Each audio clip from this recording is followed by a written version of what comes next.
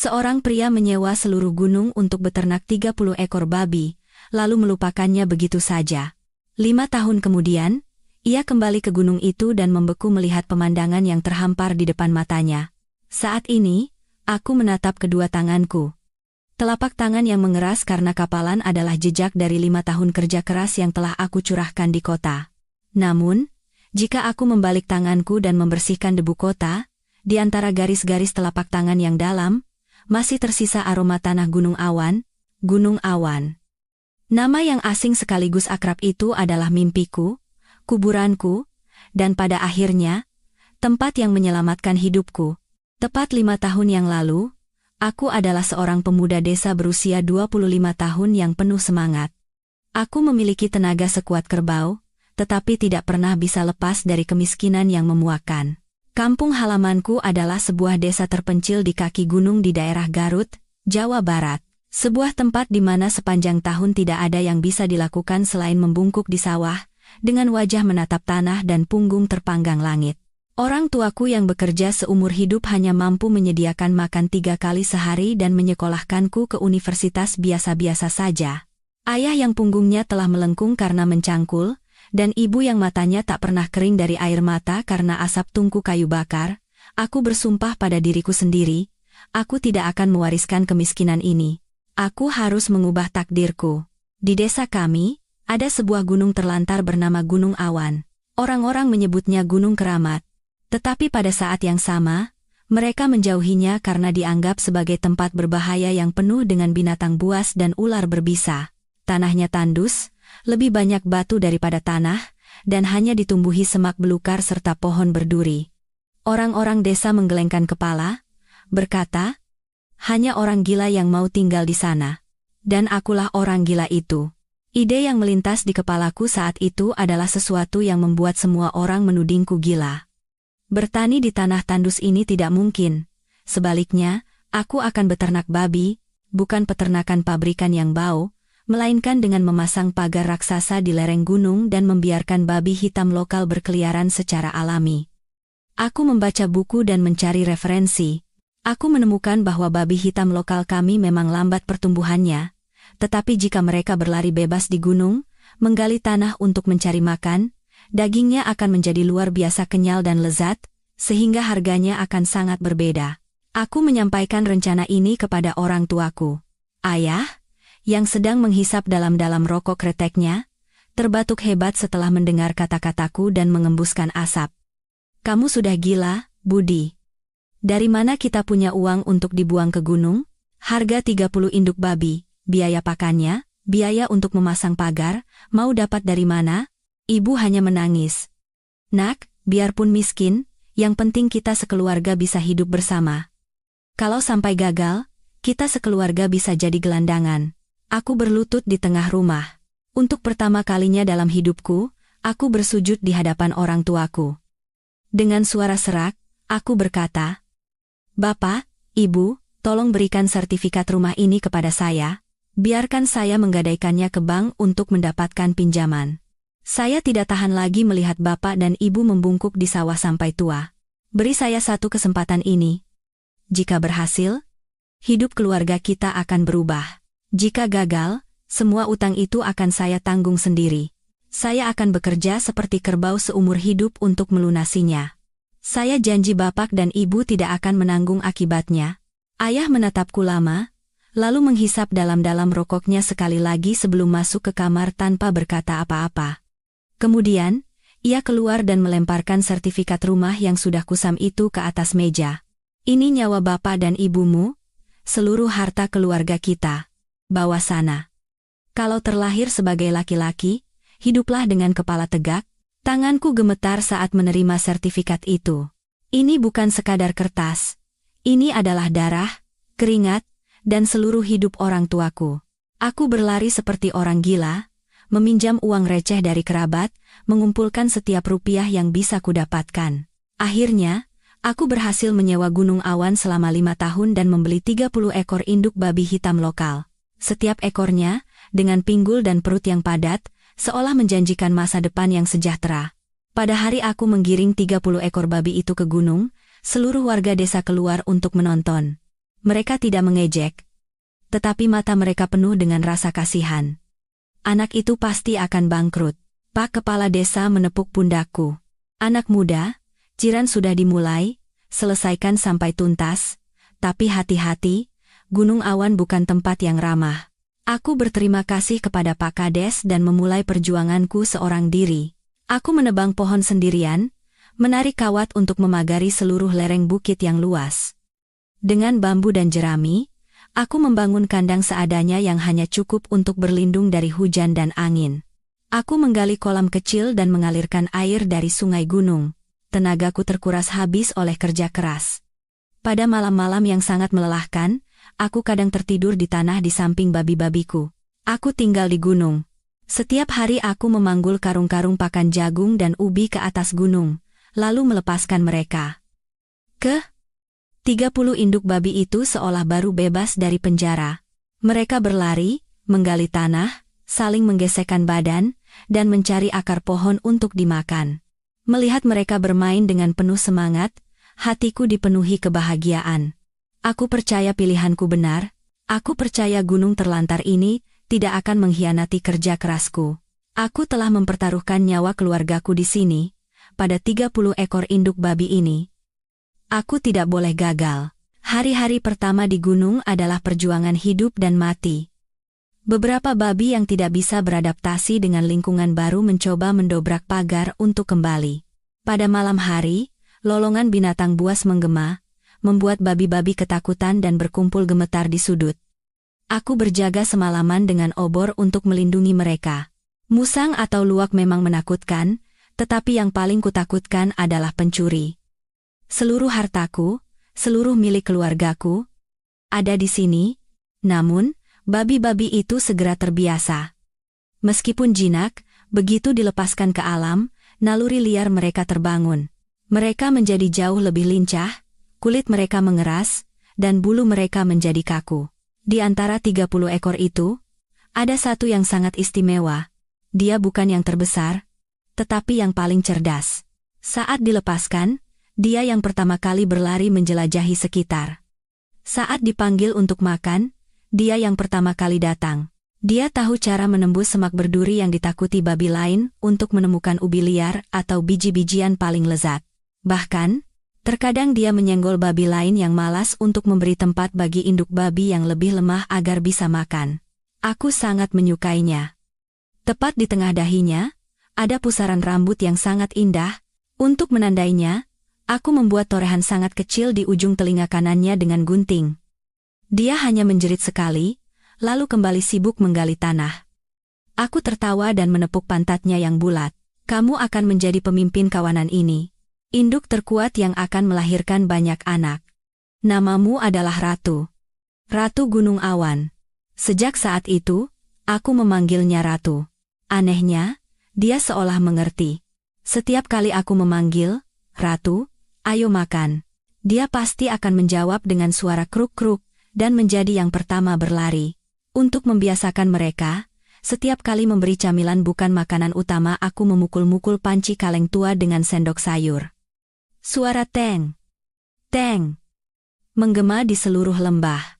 Dimanapun mereka sedang menggali, begitu mendengar suara itu, babi-babi itu akan berlari dengan ekor bergoyang dan berkumpul di sekitar palungan panjang yang kubuat dari batang pohon.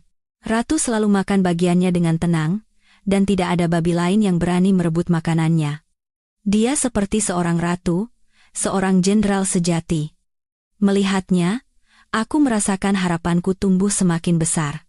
Begitulah hari demi hari, aku merawat mereka seolah-olah aku adalah seorang ayah yang mengasuh 30 wanita hamil. Aku berbicara kepada mereka, menceritakan mimpiku. Nanti kalau kalian melahirkan anak, aku akan dapat banyak uang. Aku akan membangun rumah baru untuk orang tuaku. Dan aku akan menikah. Menikah. Aku punya seorang tunangan, namanya Dewi, seorang guru TK di desa sebelah, gadis paling baik dan cantik di seluruh daerah itu. Saat aku memutuskan untuk pergi ke gunung, dialah satu-satunya orang yang tidak melarangku. Dia hanya memegang tanganku dan berkata, apapun yang Mas lakukan, aku percaya. Tapi jaga kesehatan. Ya. Aku akan menunggu. Setiap akhir pekan, Dewi mengayuh sepedanya, bersimbah peluh, membawakanku nasi liwet atau ikan asin. Dia sangat sedih melihat penampilanku yang kurus kering dan legam terbakar matahari. Mas Budi, bagaimana kalau berhenti saja dan turun? Kita hidup dari bertani saja. Biar miskin, hati kita tenang. Kan?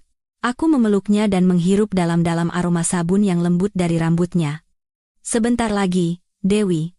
Lihat mereka. Aku menunjuk ke arah kawanan babi. Perut mereka sudah sebesar itu.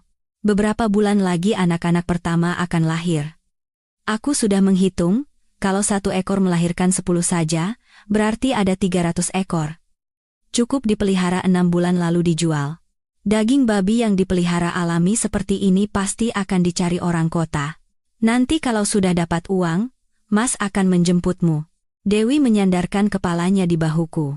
Di kejauhan, senja mewarnai gunung awan dengan cahaya keunguan. Suara dengkur babi, suara serangga malam, pemandangan itu terasa begitu damai. Masa depanku terasa begitu cerah, seolah bisa kugapai dengan tangan ini. Aku tersenyum melihat ratu yang sedang menikmati mandi lumpur. Kau dan aku, kita akan segera sukses, ratu. Aku menghitung hari menantikan kelahiran anak babi pertama. Mimpi untuk membalikan nasib, mimpi akan keluarga bahagia bersama Dewi, semuanya sudah di depan mata. Aku pikir, langit tidak mungkin mengabaikan orang yang telah mencurahkan segalanya seperti ini. Tapi aku salah. Langit terkadang memberi cobaan dengan cara yang tidak pernah bisa diduga manusia, dan cobaan yang menimpaku lebih berat dari gunung awan itu sendiri. Saat itu adalah suatu sore di akhir musim kemarau. Langit cerah laksana lukisan, dan sinar matahari keemasan yang hangat menyinari padang rumput kering. Aku baru saja selesai merebus sepanci besar jagung yang harum dan hendak memukul panci untuk memanggil babi-babi. Para induk babi, termasuk ratu, perutnya sudah buncit dan akan segera melahirkan. Sambil berhitung dalam hati, aku tersenyum membayangkan jika persalinan ini lancar, Lebaran tahun ini akan menjadi hari raya terbaik dalam hidupku. Aku bahkan bersenandung kecil. Tiba-tiba, ponsel lipat tuaku berdering. Sinyal di gunung ini sangat lemah, jadi aku harus berlari ke atas batu tertinggi, tempat aku biasa menelepon Dewi. Setelah mengangkat ponsel tinggi-tinggi, akhirnya sinyal tertangkap. Ibu, jantungku berdebar kencang. Ibu bukan orang yang akan menelepon jam segini, karena sayang pulsa. Halo Bu? Dari seberang, bukan jawaban yang biasa ku dengar, melainkan isak tangis. Suara tangisan ibu. Tangisan itu merobek keheningan sore yang damai. Budi, nak, cepat. Cepat pulang. Bapakmu. Bapakmu. Suaranya tercekat. Aku berteriak ke ponsel, Bapak kenapa? Tolong bicara yang jelas, Bu. Bapak kenapa? Bapakmu. Jatuh dari perancah di proyek bangunan di kota. Dibawa ke rumah sakit, kondisinya kritis sekali. Kata dokter, dia dalam bahaya. Ponsel terlepas dari tanganku, jatuh ke batu dan pecah berkeping-keping, tapi aku tidak peduli. Jatuh dari perancah. Kritis. Dua kata itu menghantam kepalaku seperti palu raksasa. Bapakku. Orang yang seumur hidupnya hanya menderita. Setelah aku pergi membawa sertifikat rumah, Bapak diam-diam ikut rombongan pekerja bangunan ke kota untuk menjadi kuli, katanya untuk meringankan bebanku. Beliau ingin membantu membayar bunga bank, khawatir aku tidak akan sanggup sendirian. Aku berlari. Aku berlari menuruni gunung seperti orang gila. Aku tidak bisa melihat apa-apa. Kakiku tersandung batu, lututku robek dan berdarah, tapi aku tidak merasakan sakit. Di kepalaku hanya ada bayangan Bapak. Bapak yang jatuh dari ketinggian. Di mana dan dalam kondisi seperti apa beliau sekarang terbaring? Sesampainya di rumah itu kosong. Ibu sudah pergi ke kota dengan ambulans. Aku tergesa-gesa mengemasi beberapa potong pakaian, mengambil sisa uang tunai yang tersimpan di dalam karung beras, dan naik bus malam. Malam itu terasa sangat panjang. Aku duduk meringkuk di kursi paling belakang bus. Bau solar, keringat orang, dan asap rokok membuatku mual, tapi aku tidak merasakan apa-apa. Hanya ketakutan. Untuk pertama kalinya dalam hidup, aku merasa takut setengah mati. Takut kehilangan Bapak. Menjelang subuh, aku tiba di rumah sakit. Bau antiseptik yang khas menusuk hidung. Ibu terduduk lesu di koridor ruang gawat darurat. Rambutnya acak-acakan, kedua matanya bengkak. Begitu melihatku, ibu terhuyung-huyung berlari memelukku sambil meraung-raung. "Budi, bapakmu."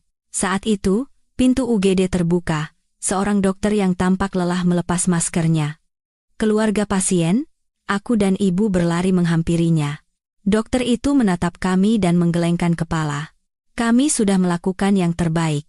Pasien mengalami cedera tulang belakang yang sangat parah. Saraf tulang belakangnya rusak, beberapa tulang rusuknya patah, dan ada pendarahan organ dalam. Masa kritisnya sudah lewat. Tapi apa, Dok? Tolong selamatkan bapak saya." Aku berlutut di sana dan memohon. "Harus segera dioperasi." "Beberapa kali," kata dokter itu dengan suara tanpa emosi, "biayanya akan sangat besar. Saya beritahu di awal. Setidaknya siapkan ratusan juta, dan tingkat keberhasilan operasinya pun hanya 50%. Kalaupun berhasil, itu hanya untuk menyelamatkan nyawanya." "Maksudnya menyelamatkan nyawa apa, Dok?" tanya ibu dengan suara gemetar. "Artinya, kemungkinan besar beliau akan lumpuh total dari leher ke bawah. Dunia seakan runtuh. Ratusan juta, lumpuh total. Aku sudah terjerat utang karena 30 ekor babi itu. Babi-babi yang bahkan belum melahirkan anak pertamanya, harapan yang belum terwujud. Kalaupun dijual sekarang, paling hanya laku beberapa juta, tidak cukup bahkan untuk membayar bunga bank." Ibu pingsan di tempat. Aku menopang tubuhnya, pikiranku kosong, mimpi di gunung awan, suara ratu, senyum Dewi, semuanya hancur menjadi abu dalam semalam. Yang ada di hadapanku bukan lagi mimpi untuk membalikkan nasib, melainkan jurang tanpa dasar. Di satu sisi ada gunung yang berisi harapanku, di sisi lain ada nyawa bapak, dan aku tidak punya pilihan. Begitu dokter selesai bicara, ibu langsung pingsan di koridor. Aku terkejut dan mengguncang tubuhnya. "Ibu. Sadar, Bu." Para perawat yang lewat bergegas membantu memindahkan ibu ke ranjang darurat di sebelahnya. Aku berdiri seperti patung di antara dua pintu hidup dan mati. Di satu sisi, bapak yang bernapas dengan susah payah. Di sisi lain, ibu yang baru saja pingsan. Ratusan juta. Lumpuh total. Angka itu bukan lagi sekadar uang. Itu adalah sesuatu yang melampaui imajinasiku. Itu menjadi gunung lain yang lebih besar dan lebih berat dari gunung awan, yang menindihku. Utang bank, utang pada kerabat, bunga yang harus dibayar setiap bulan sudah mencekikku. 30 ekor harapanku. 30 ekor induk babi itu. Sekarang terasa seperti lelucon bodoh. Masa depan yang belum berbentuk. Kalaupun dijual murah sekarang, hasilnya hanya seperti sejumput garam untuk menutupi lubang dalam yang dimasuki bapak. Aku terduduk di lantai rumah sakit. Bau antiseptik yang dinginnya lantai marmer meresap ke dalam kulitku dan membekukan hatiku. Sekarang harus bagaimana? Dari mana dapat uang? Aku menatap kedua tanganku yang kapalan. Dengan tangan ini aku menebang pohon, memasang pagar, dan mengangkut ratusan karung pakan. Tapi sekarang, tangan ini tidak bisa menghasilkan ratusan juta. Aku merasa diriku tidak berguna, seorang anak durhaka. Karena mimpiku yang muluk-muluk, karena aku ingin mengubah nasib, bapak sampai harus pergi ke kota untuk melakukan pekerjaan berbahaya itu dan mengalami nasib seperti ini. Seharusnya bapak ada di rumah, miskin tapi aman. Semua ini salahku, semuanya. Aku menggigit bibirku sampai berdarah. Tidak. Aku tidak boleh hancur. Bapak sedang menunggu. Sekalipun hanya ada satu harapan yang samar, sekalipun dokter berkata hanya untuk menyelamatkan nyawanya, aku harus melakukannya. Bapak telah memberiku nyawa ini, sekarang giliranku untuk menjaga nyawanya. Mimpi gunung awan, mimpi menjadi raja babi, semua sudah berakhir. Tidak penting lagi. Saat ini, tidak ada yang lebih penting dari napas bapak. Aku mengeluarkan ponselku yang layarnya retak. Untungnya masih bisa menyala. Aku menelepon Dewi. Dari seberang terdengar suara Dewi yang jernih dan cemas. "Mas, dari tadi sore aku telepon terus, nggak diangkat. Ada apa?" "Aku sudah dengar dari orang-orang." Suaraku benar-benar serak. Aku tidak bisa menahannya lagi. Aku menangis. "Dewi, Bapak. Kondisinya parah sekali. Dokter bilang butuh biaya ratusan juta." Dewi terdiam sejenak. Aku bisa mendengar ia menarik napas dalam-dalam. Mas sekarang di mana? Rumah sakit mana? Kirim alamatnya. Aku ke sana sekarang juga. Malam itu, Dewi datang ke rumah sakit dengan taksi. Melihatnya berdiri di hadapanku dengan wajah pucat dan tubuh gemetar, hatiku hancur. Tanpa berkata apa-apa, ia menyerahkan sebuah tas kain kecil kepadaku. Cuma ada segini, aku sudah cairkan tabunganku. Uang yang kita kumpulkan untuk menikah, ada 150 juta, Mas. Pakai ini untuk pengobatan Bapak. Aku melihat uang di dalam tas itu. 150 juta. Uang yang ia kumpulkan seumur hidupnya, uang yang berisi mimpi pernikahannya. Aku menolak tangannya sambil menggeleng. Tidak, Dewi. Aku tidak bisa menerima uangmu. Simpan saja. Mas bicara apa? Dewi mulai menangis. Uang Mas itu uangku. Uangku itu uang Mas. Kita kan mau menikah. Bapak itu bapakku juga. Kalau Mas nggak terima, berarti Mas nggak menganggapku. Aku memeluk Dewi. Air mata mengalir di pipiku. Di saat tergelap dan paling putus asa dalam hidupku, dia ada di sisiku. Tapi aku tahu, uang ini hanyalah setetes air di lautan. Seorang perawat menghampiri dan menepuk pundakku. Bapak Wali, sudah diputuskan? Kami harus menyiapkan ruang operasi, tapi harus ada uang jaminan dulu, pasien tidak bisa menunggu lama. Iya. Iya? Operasi saja. Beri saya waktu sebentar. Saya harus ke kampung. Aku menoleh ke arah ibu. Ibu yang baru siuman duduk dengan tatapan kosong. Ibu harus di sini. Temani Bapak. Saya akan pulang ke kampung. Sekarang juga. Mau apa ke sana? Tanya ibu bingung. Aku berkata dengan suara tegas dan kaku.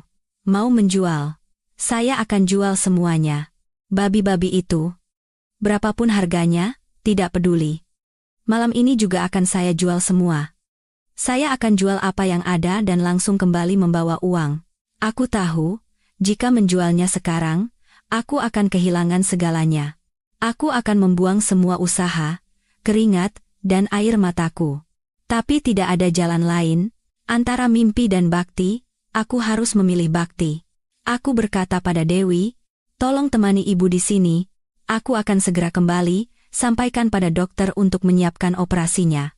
Paling lambat besok pagi, aku akan membawa uangnya. Setelah mengatakan itu, aku tidak berani menatap mata Dewi lagi. Aku berbalik, berlari ke terminal, dan naik bus malam terakhir menuju kampung halamanku. Aku harus berpacu dengan waktu. Aku harus berlomba dengan maut untuk menyelamatkan nyawa Bapak. Gunung Awan, maafkan aku. Mimpiku, aku merelakanmu. Duduk di bus terakhir menuju kampung, hatiku terasa terbakar. Bus melaju pelan menaiki tanjakan. Setiap kali bus berhenti, rasanya seperti ada yang mengoyak isi perutku. Aku ingin sekali melompat dan berlari. Bapak terbaring di sana. Setiap detik sangat berharga. Sebelum fajar menyingsing, aku tiba di gerbang desa. Tanpa pulang ke rumah, aku langsung berlari ke gunung. Sebelum terang, aku harus membangunkan jagal di desa.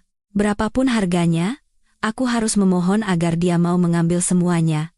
Aku sudah siap kehilangan segalanya. Aku berlari seperti orang gila di jalan menanjak menuju Gunung Awan. Jalan yang biasanya ku tempuh dalam 30 menit, hari ini terasa tak berujung.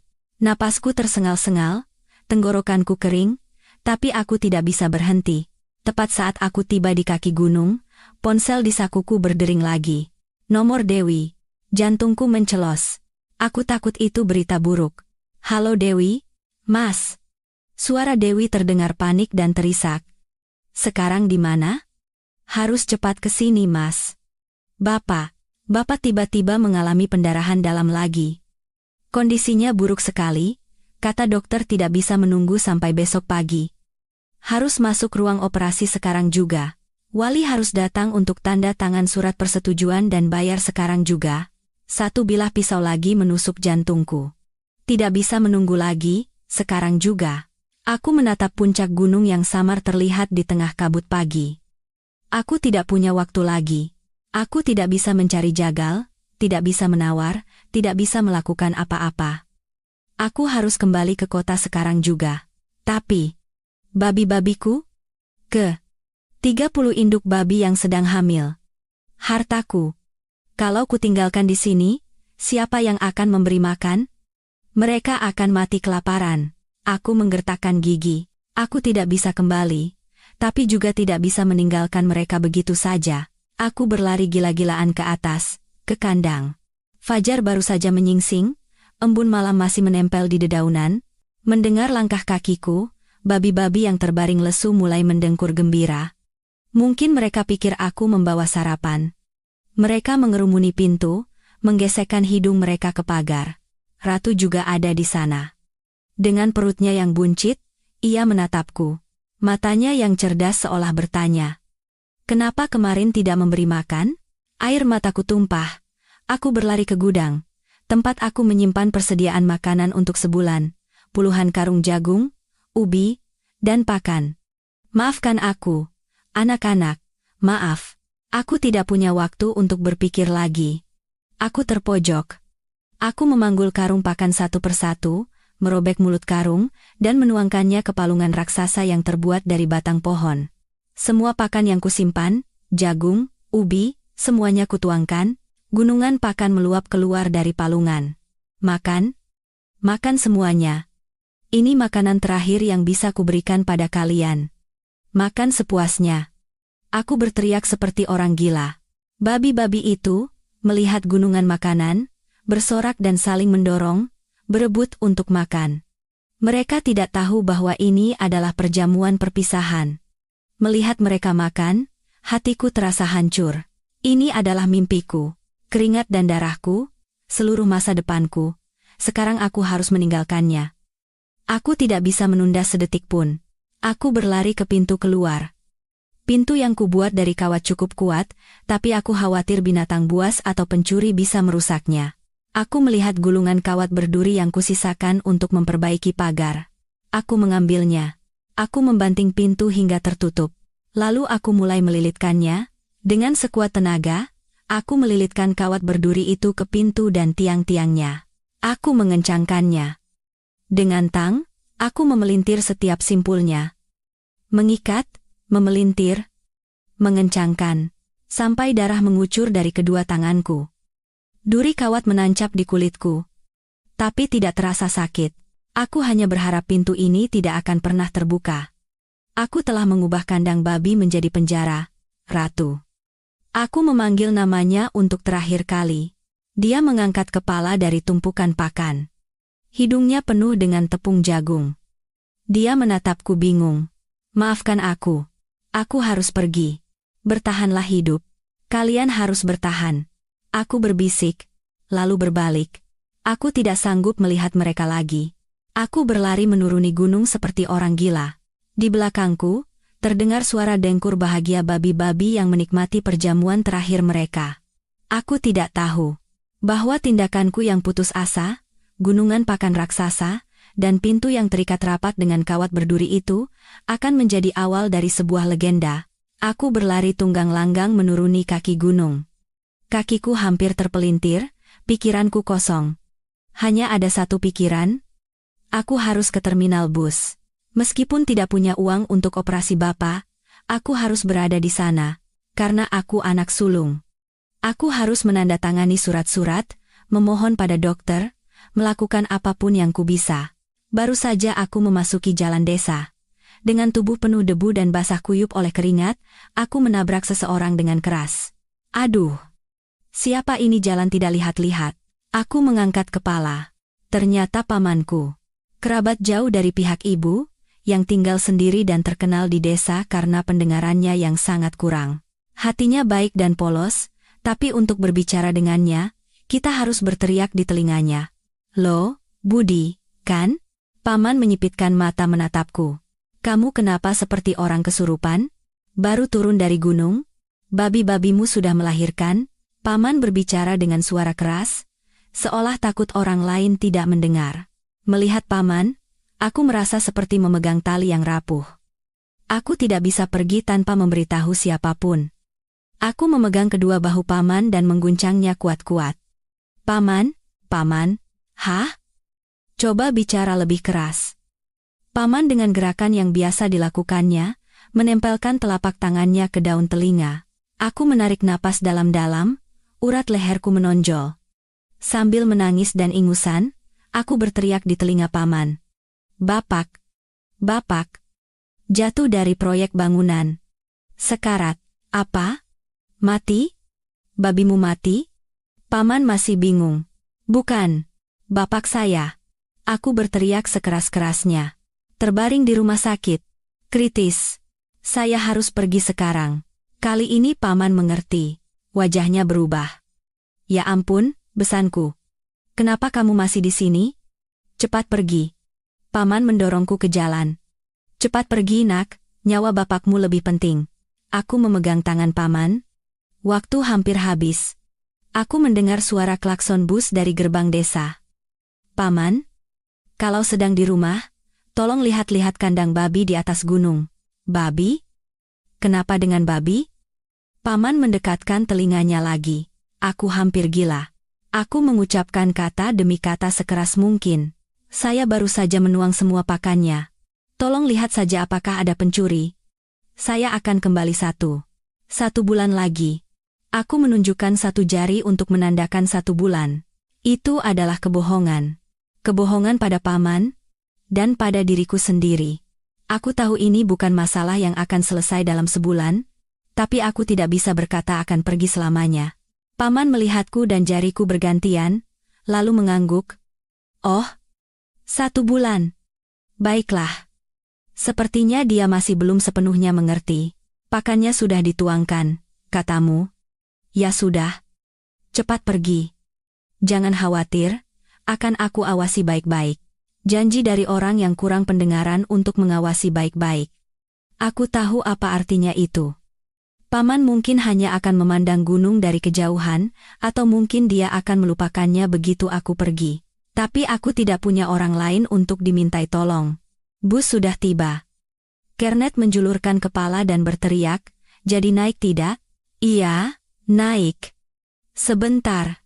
Aku mengeluarkan beberapa koin terakhir dari sakuku, uang yang kusisakan untuk sarapan, dan menaruhnya di tangan paman.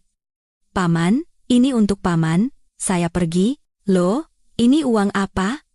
Paman menolak. Ambil saja, untuk jajan. Saya pergi. Tolong dijaga baik-baik. Aku tidak menunggu jawaban paman dan melompat ke dalam bus. Bus bergerak, mengeluarkan asap hitam. Dari jendela, aku melihat paman masih berdiri termangu di tengah jalan, menatap uang lecek di tangannya. Mulut paman tampak bergumam, katanya sebulan lagi datang, minta dijaga. Aku memalingkan wajah. Air mataku mengalir deras. Aku telah meninggalkan mimpiku, hartaku, dan 30 nyawa termasuk ratu, hanya dengan sebuah janji yang kikuk dengan pamanku yang kurang pendengaran. Aku tidak tahu bahwa 1 bulan itu akan menjadi 5 tahun yang panjang, dan bahwa permintaan yang tidak sempurna itu akan menciptakan keajaiban yang baru akan kusaksikan 5 tahun kemudian. Saat aku kembali ke rumah sakit, hari sudah hampir tengah hari. Dewi dan ibu duduk lesu di koridor. Mata mereka bengkak. Begitu melihatku, Dewi langsung berlari. Mas, dari tadi dokter mencarimu. Di sakuku tidak ada serupiah pun. Aku telah meninggalkan segalanya di gunung. Aku langsung menuju ruang dokter. Dan berlutut di hadapannya.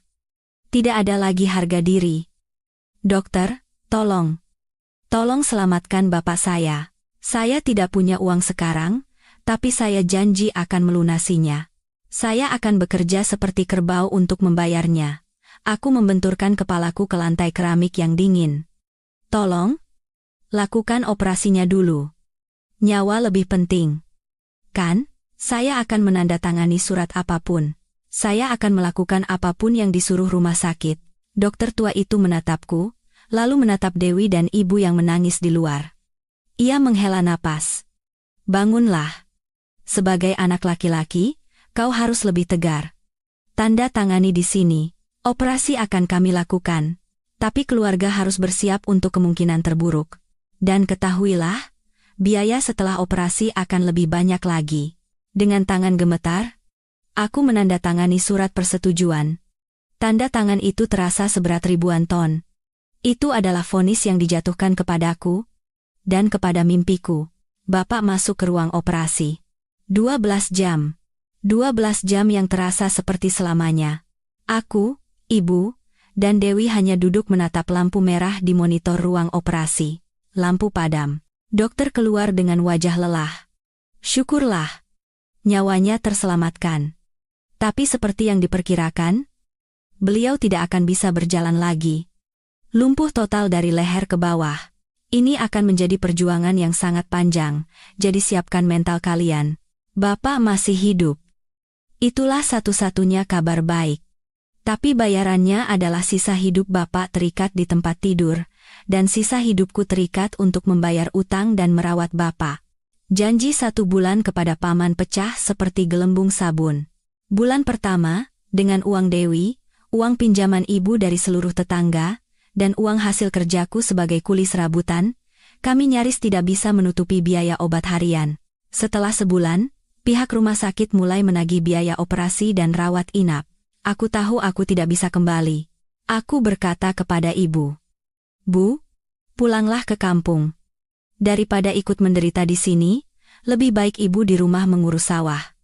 Kalau kita bertiga di sini, kita semua bisa mati." Ibu menangis, tapi beliau tahu apa yang kukatakan benar. Ibu kembali ke kampung, sesekali mengirimiku sayuran kering atau ikan asin. Dewi bersikeras untuk tetap tinggal. Ia mengambil cuti tanpa gaji dari TK dan tinggal di kamar kos reyot yang kusewa, setiap hari membantuku merawat Bapak di rumah sakit. Tapi aku tidak bisa membiarkannya menderita lebih lama. Aku sadar, kota ini adalah penggilingan raksasa. Tanpa uang, kau hanyalah sampah yang dibuang. Aku harus mencari uang dengan cara apapun. Aku mulai hidup sebagai kuli di pasar induk.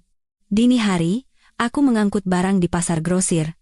Dari jam 3 pagi sampai tengah hari, aku memindahkan barang-barang yang beratnya serasa mematahkan pinggang. Bahuku sampai lecet berdarah. Siangnya, aku bekerja sebagai kuli di proyek konstruksi terdekat. Mengaduk semen, mendorong gerobak, naik ke atas perancah. Di atas perancah yang sama yang merenggut kehidupan Bapak, aku mencari uang untuk menyelamatkan Bapak. Sungguh ironi yang kejam. Malamnya, aku mencuci piring di warung makan kumuh. Dari jam 7 malam sampai jam 1 pagi, aku berdiri di sudut dapur yang berminyak, mencuci ribuan piring. Baru lewat jam 1 pagi aku kembali ke kamar kos. Sebuah kamar seluas beberapa meter persegi di gang sempit yang bau tikus dan selokan. Tanpa tenaga untuk mandi, aku langsung ambruk di lantai. Hanya tidur 3 jam, lalu bangun untuk memulai hari yang lain. Aku hidup seperti mesin, sarapan sepotong roti, makan siang nasi rames termurah, makan malam sisa makanan dari warung. Tubuhku kurus kering, pipiku cekung, kulitku legam. Pemuda 25 tahun yang segar bugar telah menjadi orang tua yang layu. Setelah tahun pertama, aku berhasil membayar sebagian kecil dari utang rumah sakit. Bapak pulang ke kamar kos. Aku yang merawatnya. Pagi-pagi sebelum berangkat kerja, aku membersihkan kotorannya, menyuapinya bubur sesendok demi sesendok. Malam hari setelah pulang, aku memijat dan membalikan tubuhnya agar tidak luka baring.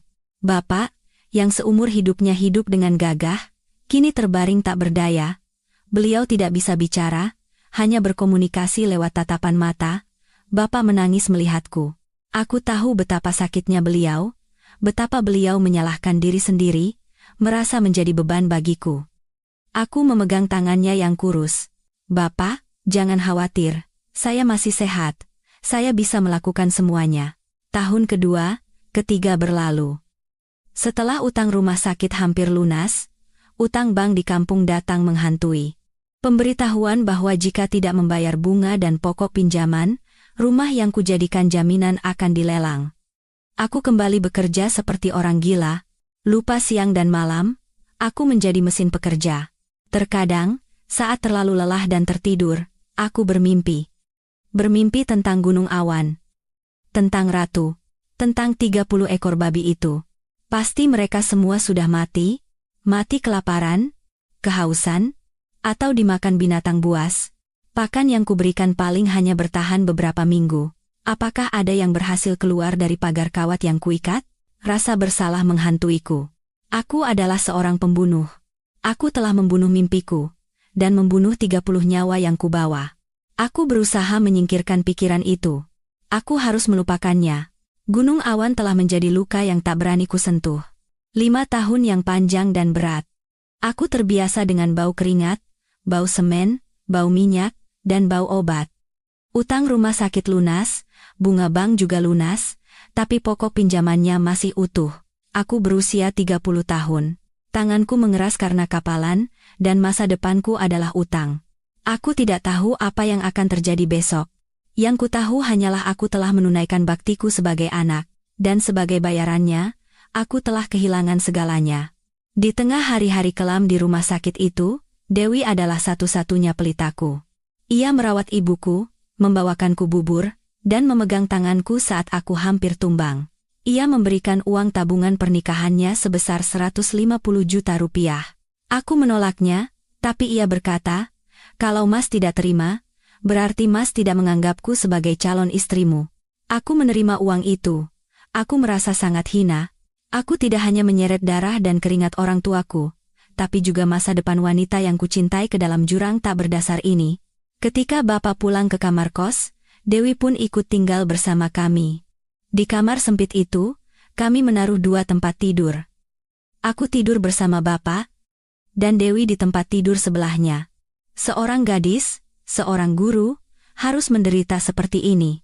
Pulang kerja, ia langsung mencuci dan memasak, membantu merawat Bapak, tak pernah sekalipun ia mengeluh.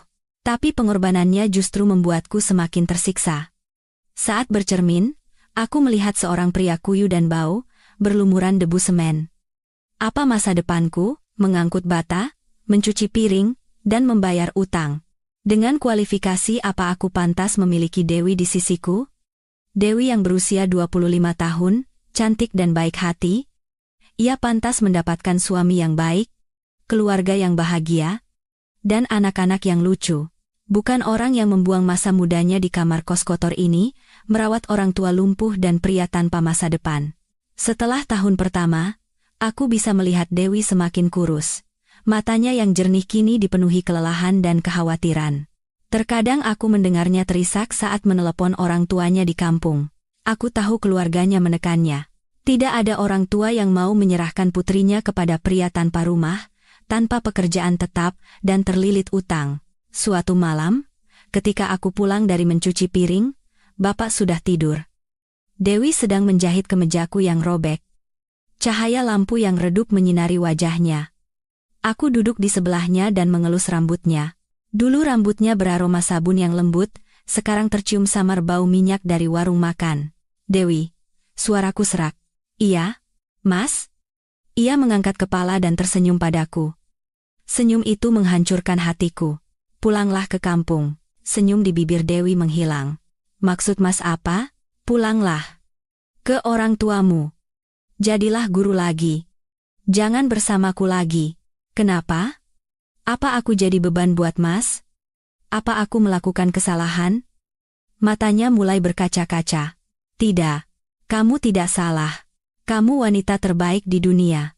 Aku menarik napas dalam-dalam. Aku harus mengatakan ini. Tapi aku sudah tidak mencintaimu lagi. Jarum jatuh dari tangan Dewi. Ia menatapku dengan mata terkejut. "Bohong, Mas." Tatap mataku dan katakan itu. Aku memalingkan wajah. Aku tidak sanggup menatap matanya. Aku serius. Aku sudah terlalu lelah. Dengan Bapak, dengan utang, dengan diriku sendiri. Aku sudah tidak punya tenaga untuk cinta. Aku melepaskanmu. Pulanglah. Kamu masih muda dan cantik. Carilah pria baik lain dan menikahlah. Jangan terikat pada orang tidak berguna sepertiku." "Tidak." Dewi berteriak, lalu cepat-cepat menutup mulutnya, takut Bapak terbangun. Ia terisak. "Bohong. Mas itu pengecut. Aku tahu Mas masih mencintaiku. Jangan usir aku. Seberat apapun beban Mas, aku sanggup menanggungnya. Kita hadapi bersama." "Hadapi apa?" Aku balas berteriak. "Lihat keadaan ini. Inikah masa depan yang bisa kuberikan padamu, seumur hidup mencuci piring bersamaku?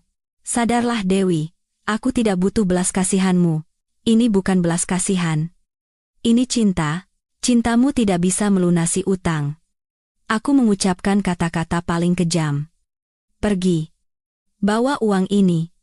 Aku mengeluarkan segenggam uang lecek dari sakuku, upah kerjaku hari itu. Anggap saja ini cicilan utangku padamu. Kita putus hari ini. Aku melemparkan uang itu ke atas tempat tidur. Dewi menatapku. Tatapannya berubah dari sakit hati menjadi kecewa. Ia tidak mengambil uang itu. Ia berdiri dan menyeka air matanya. Baiklah.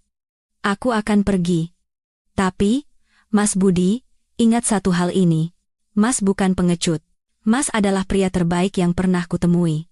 Tapi, Mas terlalu kejam. Terlalu kejam pada dirinya sendiri, dan padaku. Ia mengemasi beberapa potong pakaiannya. Sebelum keluar dari pintu, ia menoleh untuk terakhir kalinya. Jaga diri baik-baik. Rawat Bapak baik-baik. Pintu kamar kos terbanting menutup. Aku membeku di tempat. Aku ingin mengejarnya, memeluknya, dan berkata maaf, semua itu bohong, aku masih sangat mencintainya. Tapi aku tidak bisa. Kakiku seolah terpaku di tanah. Aku terduduk dan menutupi wajahku dengan kedua tanganku yang kapalan. Aku tidak menangis bersuara, tapi dadaku terasa diremas-remas. Aku telah membunuh cintaku dengan tanganku sendiri, aku telah mengusir satu-satunya wanita yang mencintaiku dari hidupku. Sejak hari itu, aku benar-benar sendirian, menjadi bayangan kesepian yang berkeliaran di kota besar yang asing. Sekitar setahun kemudian, ibu datang berkunjung. Dengan ragu-ragu, ibu berkata, Budi, katanya si Dewi itu mau menikah.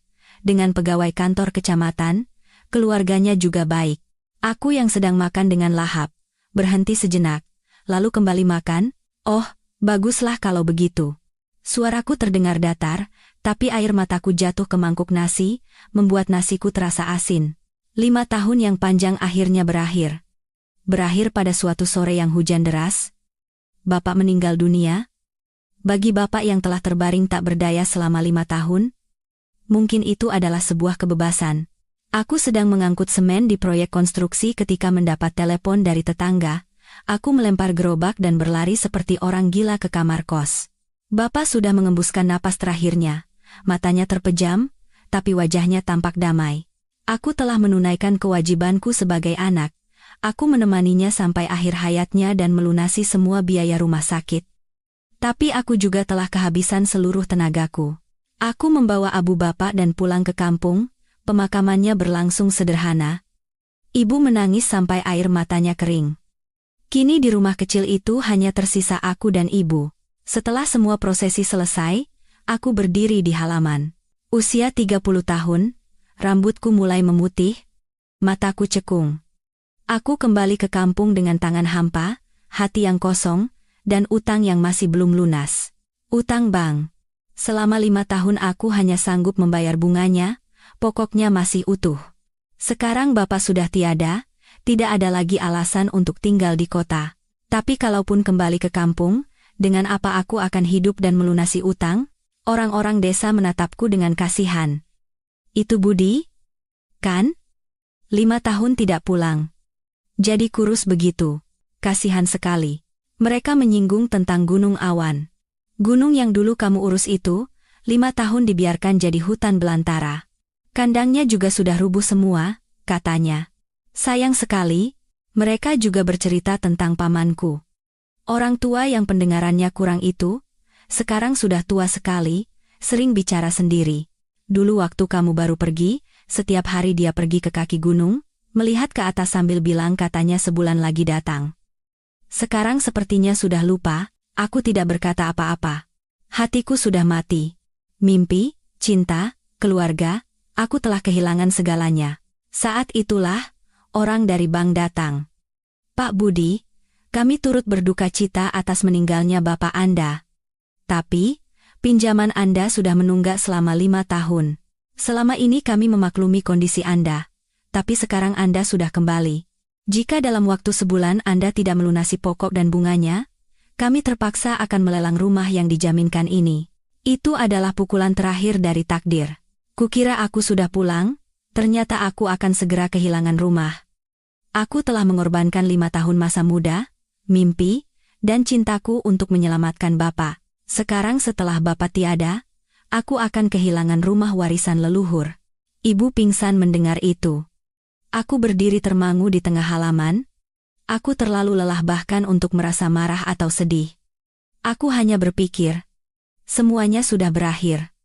Biarlah aku kehilangan segalanya, tapi sebelum kehilangan segalanya, ada satu hal yang ingin kulakukan. Aku ingin naik ke Gunung Awan sekali lagi. Aku ingin membakar dupa untuk 30 ekor babiku. Dan Ratu, di tempat mimpiku dimulai dan berakhir, aku ingin mengucapkan selamat tinggal terakhir pada masa lalu sebelum pergi. Sebelum menjadi orang tanpa rumah, tanpa keluarga, dan tanpa masa depan.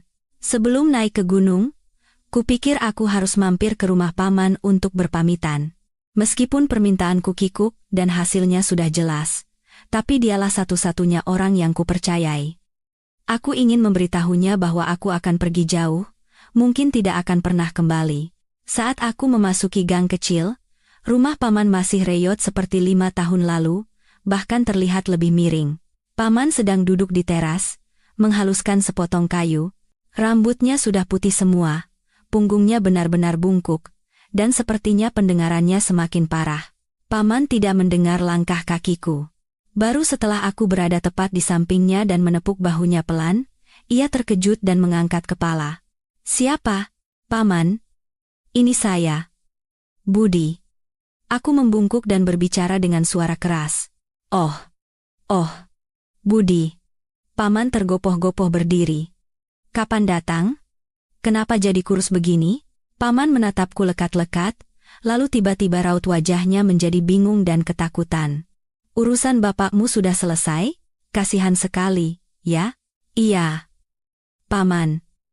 Bapak sudah tenang." "Paman, saya datang untuk berterima kasih. 5 tahun lalu, waktu saya pergi terburu-buru, saya kan minta tolong Paman untuk..." Sebelum aku selesai bicara, Paman mengibaskan tangannya. Wajahnya menegang dengan aneh. "Ah, jangan bicarakan itu lagi." "Hah? Kenapa, Paman?" Tanyaku dengan suara keras.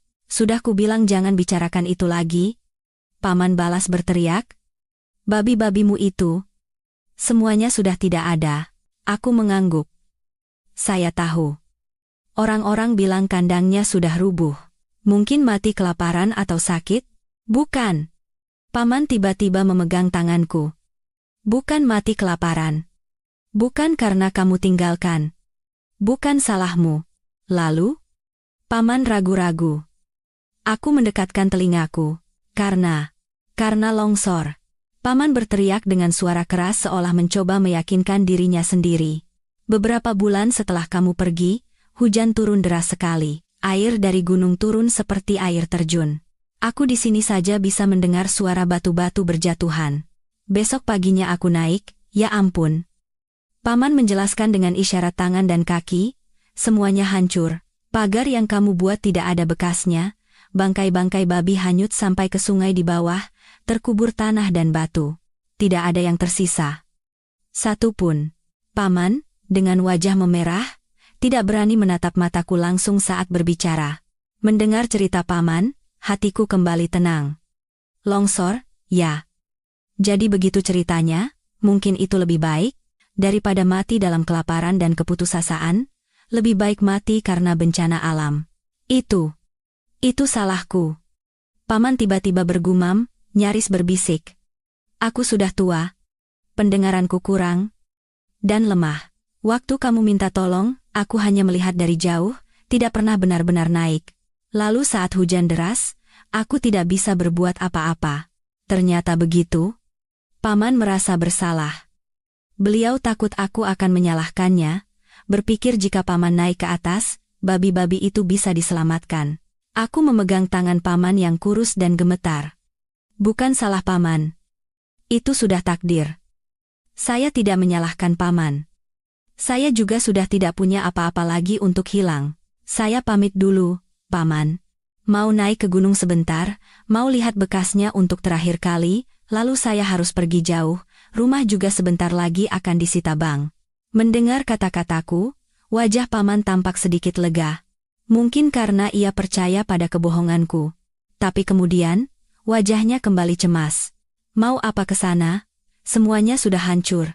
Lagi pula, akhir-akhir ini gunung itu jadi angker. Katanya ada binatang buas yang memangsa ayam dan babi warga. Hati-hati. Iya, Paman. Saya akan lihat sebentar lalu turun. Kalau begitu, saya pamit. Aku berpamitan pada Paman dan berbalik. Dengan punggung bungkuknya, Paman menatapku sambil menggumamkan sesuatu yang tidak bisa kudengar. Aku percaya pada kebohongan Paman. Karena kebohongan itu membuat hatiku tenang. Karena kebohongan itu membuatku percaya bahwa aku tidak membunuh 30 nyawa dengan membiarkan mereka kelaparan, melainkan mereka pergi karena kehendak langit. Aku melangkahkan kaki menuju Gunung Awan. Untuk berpamitan dengan mimpiku yang telah lenyap tanpa jejak, tersapu oleh longsor takdir. Jalan setapak yang 5 tahun lalu kulalui sampai kakiku lecet, kini telah ditelan oleh hutan. Rumput liar yang lebih tinggi dari manusia dan sulur-sulur yang saling melilit menghalangi jalan seperti jaring, menggores dan mencakar kulitku.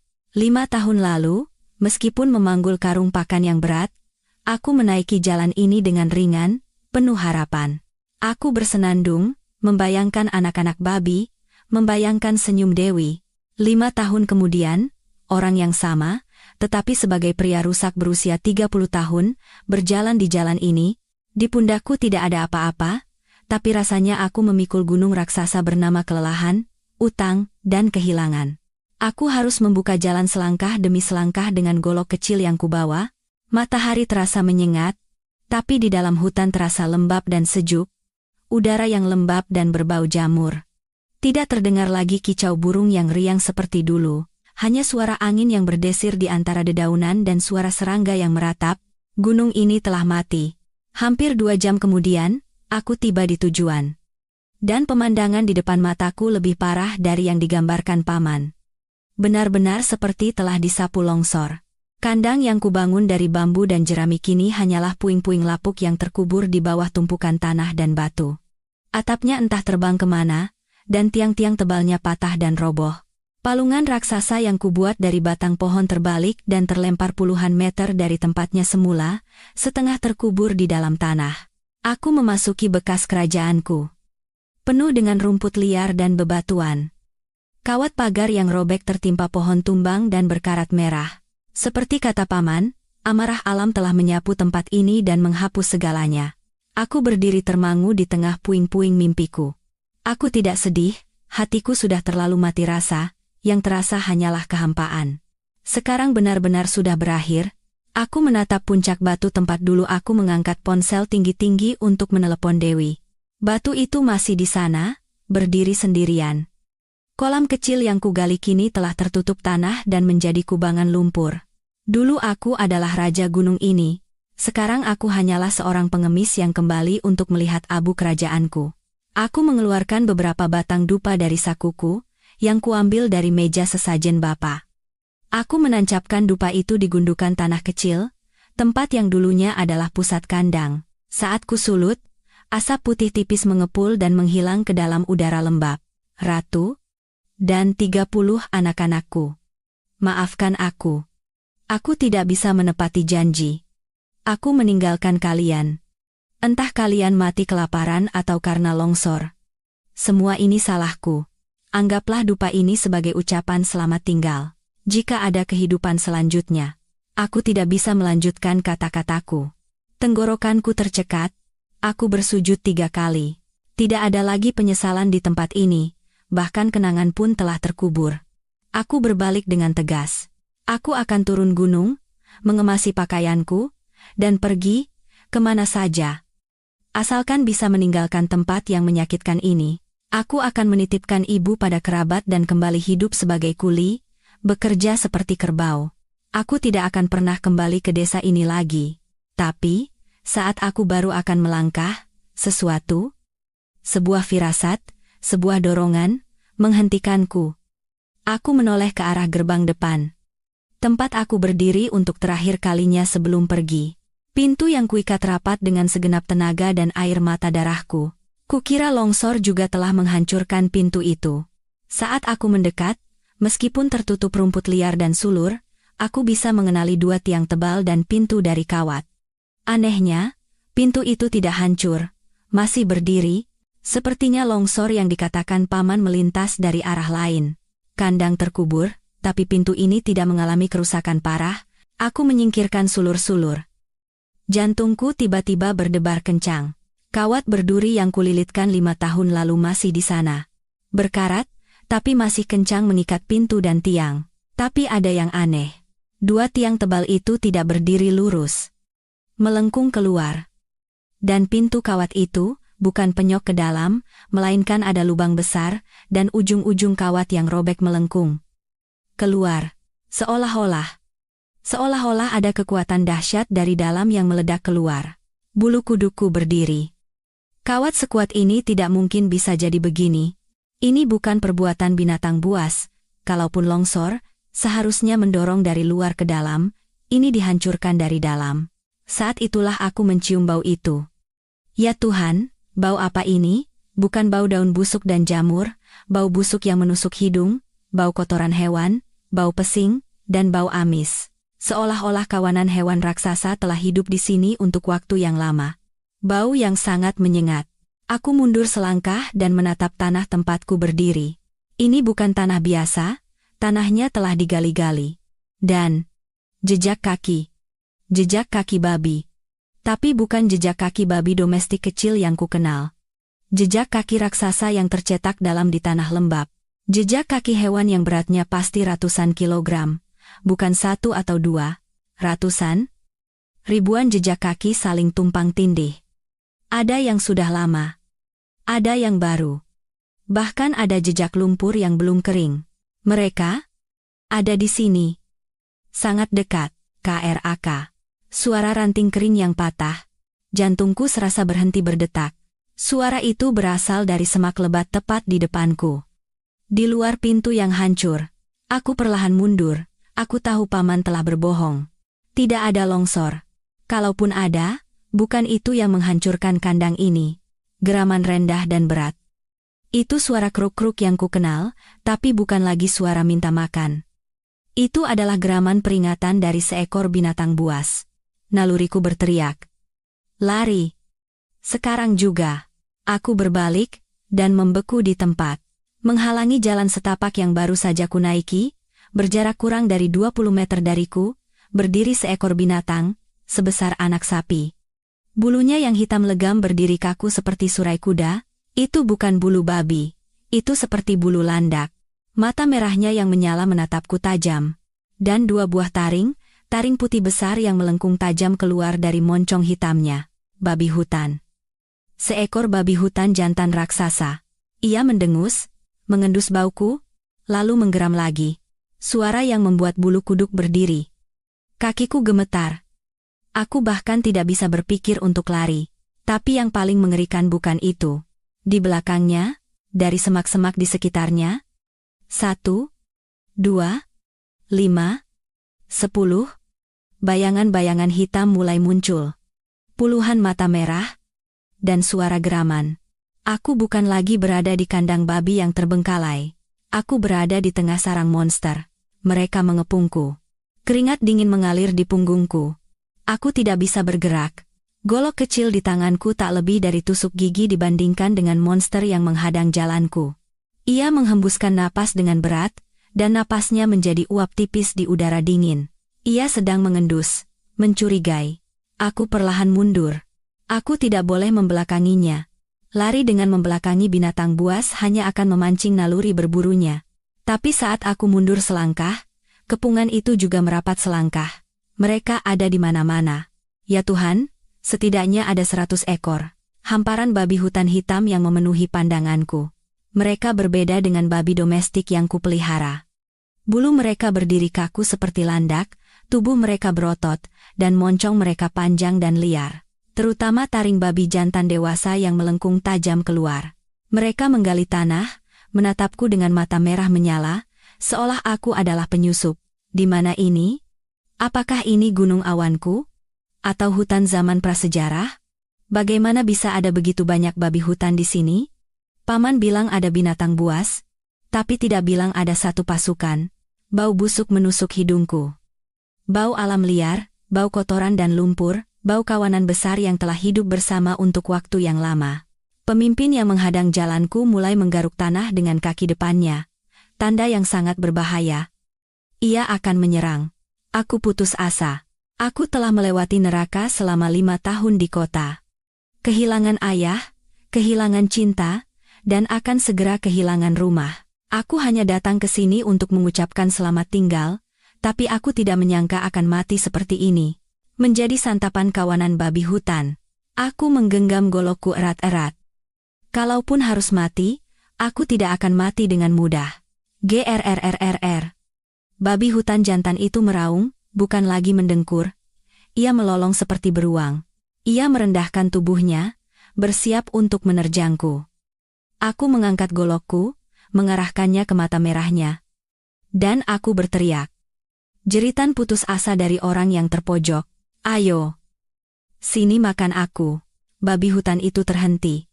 Mungkin terkejut mangsanya berani berteriak padanya. Tapi di saat hidup dan mati itu, dari bagian terdalam semak-semak, dari tempat kandangku yang hancur, terdengar suara yang lebih menakutkan. Krook. Krook. Krook. Raungan yang berwibawa, yang menggetarkan dadaku.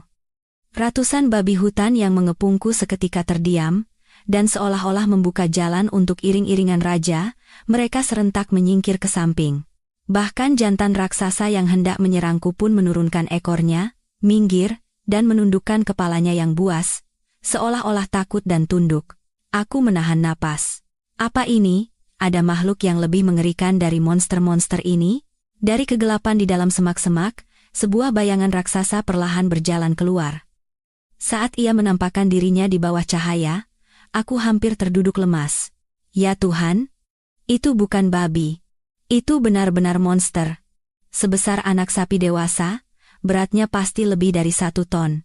Bulunya bukan hitam, melainkan abu-abu karena tertutup lumpur dan debu, dan tampak sekeras baja. Surai di punggungnya menjulang tinggi seperti mahkota. Tapi yang paling menakutkan adalah kepalanya. Moncong yang panjang dan taringnya. Ya Tuhan, taringnya berbeda level dari jantan lainnya. Taring putih raksasa yang panjangnya lebih dari sejengkal, menjulang sampai dekat mata. Taring setajam pisau itu saling bergesekan, mengeluarkan suara krek-krek yang mengerikan. Matanya bukan hanya merah, tapi menyala seperti bara api. Ia menatapku dengan tatapan raja absolut gunung ini. Ia berjalan perlahan ke arahku. Seluruh hutan menahan napas, hanya terdengar suara napasnya yang berat dan suara taringnya yang bergesekan. Aku tahu, inilah pemimpin yang sesungguhnya. Monster tadi hanyalah prajurit, dan inilah panglima tertingginya. Ia berhenti sekitar 5 meter dariku. Mengangkat kepalanya tinggi-tinggi dan menatapku.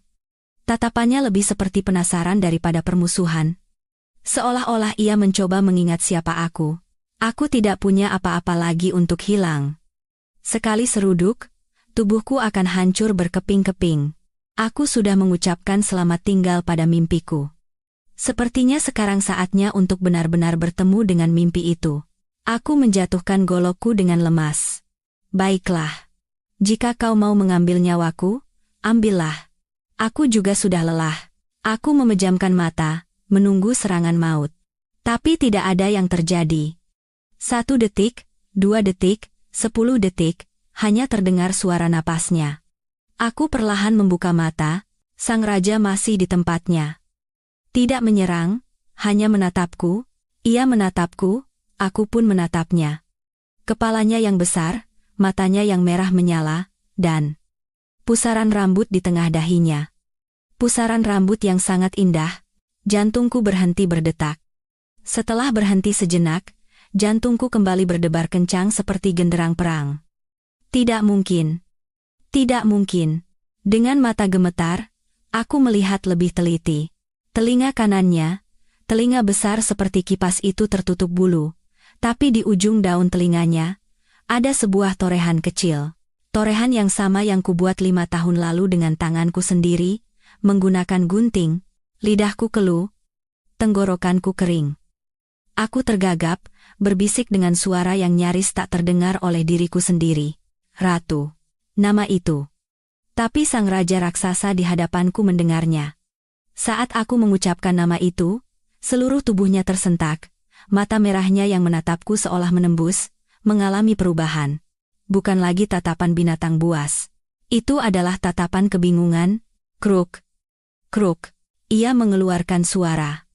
Bukan raungan, bukan ancaman, melainkan suara kruk-kruk yang sangat rendah. Seolah-olah bertanya-tanya. Memastikan identitasku. Ratu. Kali ini aku mengulanginya sedikit lebih keras. Seluruh tubuhku gemetar. Bukan karena takut, melainkan karena sesuatu yang tidak bisa dipercaya. Benarkah? Itu kau? Makhluk raksasa itu memiringkan kepalanya.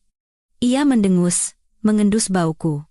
Bau keringat dan penderitaan selama 5 tahun. Tapi mungkin di suatu tempat yang dalam, masih tersisa bau masa lalu, bau tuannya yang membawakan pakan. Ia melangkah maju. Kawanan di belakangnya mulai gelisah. Mereka tidak mengerti mengapa raja mereka tidak mencabik-cabik penyusup ini. Sang raja menoleh tajam dan mengeluarkan raungan yang menggema, seolah langit akan runtuh. Mendengar wibawanya, kawanan itu langsung terdiam dan menundukkan kepala. Lalu ia kembali menatapku dan melangkah lebih dekat. Sekarang jarak antara kami hanya 3 meter. Aku bisa mencium bau lumpur dari tubuhnya. Aku masih tidak percaya. Aku menatap lekat-lekat torehan di telinganya. Tidak salah lagi. Induk babi paling cerdas 5 tahun lalu. 5 tahun kemudian, ia telah menjadi raja sejati gunung ini. Seekor monster. Ia seekor betina. Taring itu. Ya Tuhan. Babi domestik betina tidak punya taring. Hanya babi hutan yang sangat buas yang telah bertahan hidup lama di alam liar yang bisa menumbuhkan taring sepanjang itu. Ia telah sepenuhnya menjadi liar. Kau masih hidup. Air mata mulai mengalir. Aku tidak tahu mengapa aku menangis. Aku kira kau sudah mati. Karena longsor. Aku mulai memahami segalanya. Kebohongan paman. Paman berbohong bukan karena kelalaiannya. Ia berbohong karena takut. Paman pasti telah melihat pemandangan ini, babi-babiku yang telah berubah menjadi monster-monster ini. Beliau takut jika aku naik ke sini, aku akan dimakan oleh mereka. Kebohongan tentang longsor itu adalah cara untuk melindungiku. Agar aku tidak menginjakkan kaki di sini. Ratu. Apa kau tidak melupakanku? Aku perlahan mengulurkan tanganku yang gemetar, tanganku yang kapalan, tangan yang sama yang dulu mengelus dan menggaruk telinganya. Makhluk raksasa itu berdiri diam, menatap tanganku, lalu mengendus lagi, dan ia melakukan sesuatu yang tidak pernah kubayangkan. Ia perlahan menundukkan kepalanya yang besar dan bertaring itu, dan melangkah lebih dekat lagi, lalu menggesekkan hidungnya yang basah dan berlumpur ke telapak tanganku.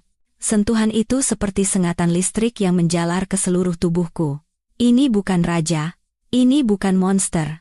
Ini adalah ratu, induk babi yang sama yang kuberi nama 5 tahun lalu. Ia mengingatku.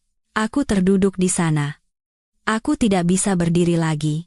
Berlutut di hadapan makhluk raksasa itu, aku menangis meraung-raung seperti anak kecil. Menangisi penderitaan 5 tahun, menangisi Bapak, Dewi, mimpiku yang hancur, dan reuni yang tidak bisa dipercaya ini. Kau masih hidup. Kalian semua. Aku mengangkat kepala dan melihat sekeliling. Ratusan babi hutan. Mereka bukan babi hutan. Mereka adalah anak, cucu, dan cicit dari 30 ekor induk babi yang kutinggalkan. Aku telah meninggalkan mereka, tapi mereka tidak mati. Aku terduduk di sana, terus menangis. Ratu berdiri diam di sampingku, menjagaku. Terkadang, suara kruk-kruk rendahnya seolah-olah menghiburku. Babi-babi lain, melihat pemimpin mereka tidak menyerang, mulai melonggarkan kewaspadaan dan menatapku dengan mata penasaran. Di kepalaku, semuanya menjadi jelas. 5 tahun lalu, gunungan pakan yang kutinggalkan bukanlah perjamuan terakhir, melainkan sumber kehidupan. Mereka memakan pakan itu selama beberapa minggu, mungkin lebih dari sebulan. 30 induk babi yang sedang hamil melahirkan anak. Generasi pertama lahir, dan ketika pakan habis, naluri bertahan hidup mereka terbangun. Terkurung di dalam pagar kawatku, mereka menjadi gila karena kelaparan, dan ratu, yang paling cerdas dan kuat, memimpin kawanan. Mereka mendobrak pintu dengan sekuat tenaga, melengkungkan tiang-tiang tebal dan merobek kawat dari dalam untuk melarikan diri. Mereka tidak melarikan diri. Mereka mencari kehidupan. Mereka tumpah ke alam liar Gunung Awan, tempat tanpa predator. Ke-30 induk babi itu adalah babi hitam lokal yang memiliki darah babi hutan. Begitu kembali ke alam, mereka kembali ke wujud leluhur mereka, mencari makan sendiri dan berkembang biak. Dimulai dari 30 ekor, generasi pertama, kedua, ketiga, berkembang biak secara eksponensial. Selama aku berjuang hidup dan mati selama 5 tahun di kota, di sini sebuah kerajaan telah dibangun. 30 ekor babi domestik kini telah menjadi pasukan ratusan babi liar. Aku telah lupa. Tapi babi-babiku tidak. Mereka bertahan. Lebih cemerlang dari mimpiku. Aku menatap ratu. Ia bukan lagi induk babi gemuk. Ia adalah ratu dan nenek moyang kawanan ini, yang memimpin keturunannya untuk bertahan hidup dan menguasai seluruh gunung ini. Aku tertawa. Tertawa seperti orang gila. Tertawa sambil menangis. Kukira aku telah kehilangan segalanya. Aku kembali dengan tangan hampa, hati yang kosong, untuk mengucapkan selamat tinggal. Tapi gunung tidak mengambil apapun dariku.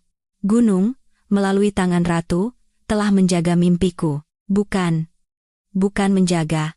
Gunung telah mengubah mimpiku yang kecil dan sederhana menjadi sesuatu yang ratusan kali lebih besar.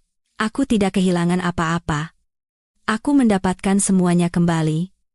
5 tahun lalu, aku meninggalkan 30 ekor induk babi.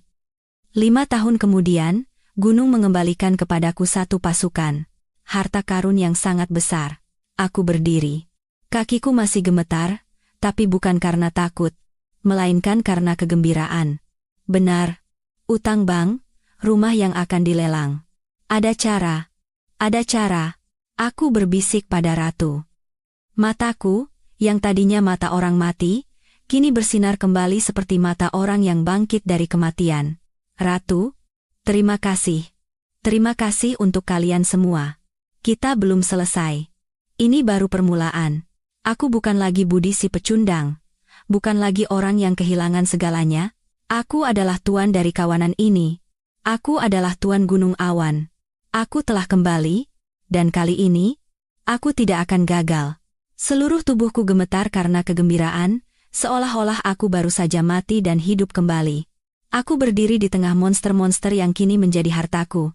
Di sisi ratu, aku melihat cahaya, jalan untuk menyelesaikan masalahku, masalah ibu, dan utang bank ada di sini. Aku harus segera turun gunung. Memberitahu ibu kabar ini dan mencari cara untuk menyelamatkan rumah. Aku mengelus kepala ratu yang kasar dan berlumpur. Aku harus pergi. Aku akan segera kembali. Jaga anak-anakku di sini. Jangan pernah turun ke bawah gunung. Ia mendengkur seolah mengerti. Kawanan itu terbelah, membuka jalan untukku. Anehnya, jantan yang tadi hendak menyerudukku pun mundur. Tatapannya tidak lagi buas. Ada rasa hormat di sana. Ia tahu siapa aku, siapa makhluk yang membuat raja mereka menundukkan kepala. Aku berjalan. Bukan lagi dengan langkah seorang pelarian, melainkan dengan langkah seorang tuan. Merasakan ratusan pasang mata mengikutiku, aku menuruni gunung. Jalan turun tidak lagi terasa angker. Sinar matahari menari di antara dedaunan, dan burung-burung berkicau. Hatiku terasa ringan seringan kapas. Aku punya pasukan. Aku bisa melunasi utang dan memulai hidup kembali. Aku berlari ke rumah sambil berteriak. Tertawa sampai telinga. Ibu. Aku pulang. Rumah kita tidak akan disita. Aku berlari ke halaman, tapi ibu tidak ada di sana. Sebaliknya, ada sekitar 20 orang berkumpul. Sepertinya hampir seluruh warga desa. Wajah semua orang penuh amarah. Di barisan paling depan, berdiri Pak Kepala Desa. Orang yang terkenal tegas dan kolot. Dengan wajah memerah, ia menghentakkan tongkatnya ke tanah.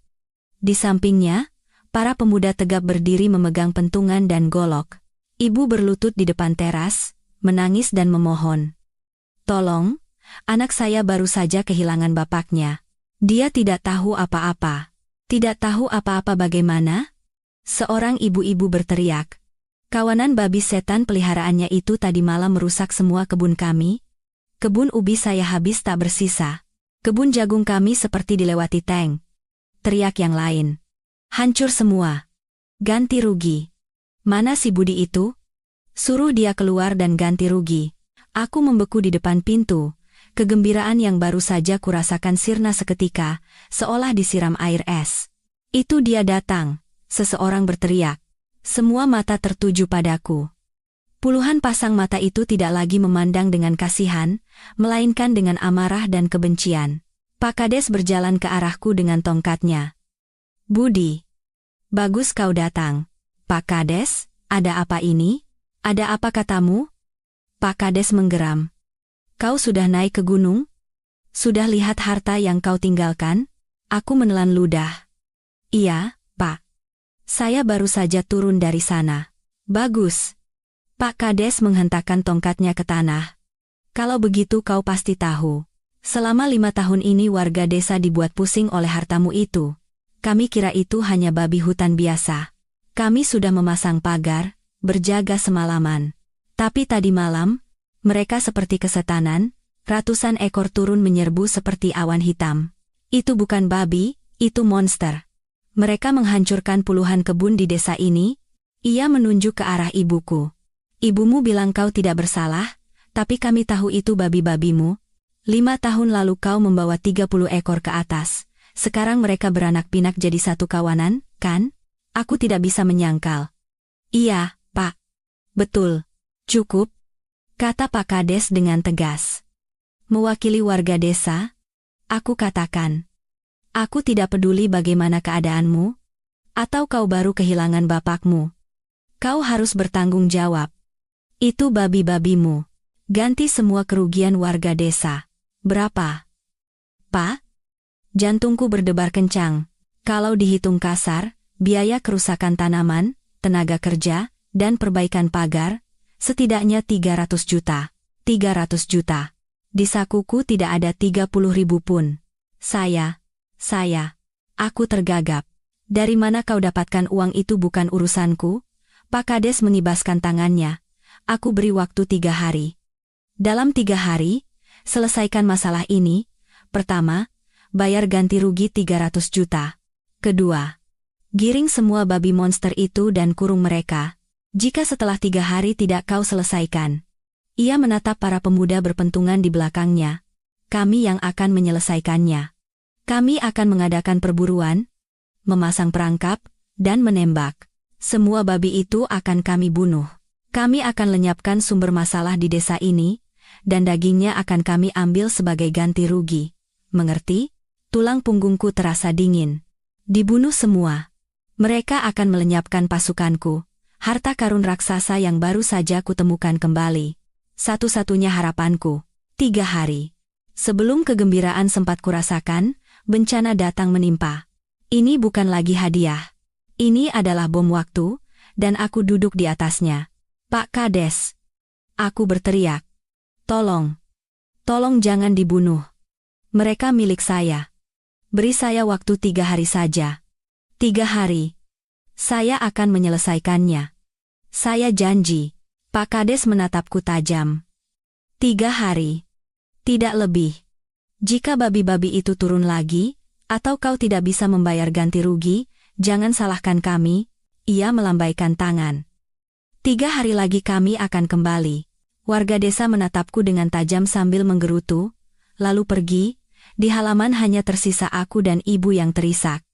Budi, sekarang kita bagaimana? Nak, aku tidak menjawab ibu. Aku menatap ke arah Gunung Awan. 3 hari, aku hanya punya 3 hari. Bagaimana caranya mengendalikan ratusan monster liar? Bagaimana caranya agar mereka tidak turun gunung dan menyelamatkan mereka dari senapan warga desa? Aku berdiri seperti patung di tengah halaman. Tangisan ibu dan ancaman Pak Kades terngiang-ngiang di telingaku. 3 hari. Utang 300 juta, ancaman kehilangan kawanan babi, ancaman kehilangan rumah.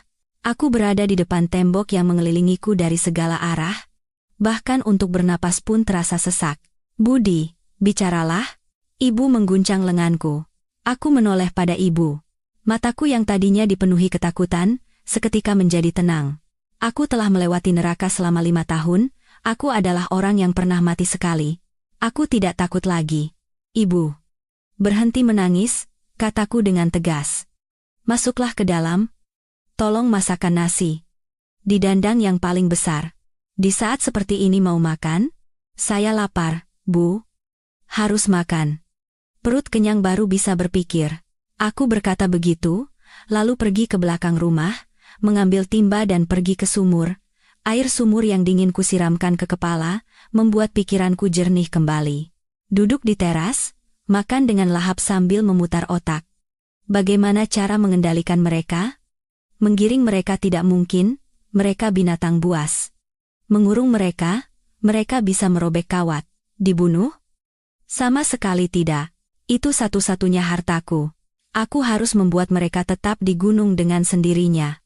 Dengan sendirinya, tapi bagaimana? Tiba-tiba aku teringat saat berdiri di hadapan ratu. Ia mengenaliku. Ia menggesekkan hidungnya di tanganku. Dan aku teringat. Palungan. Gunungan Pakan yang kutinggalkan 5 tahun lalu. Itulah yang menyelamatkan mereka. Mereka tidak hanya makan akar pohon.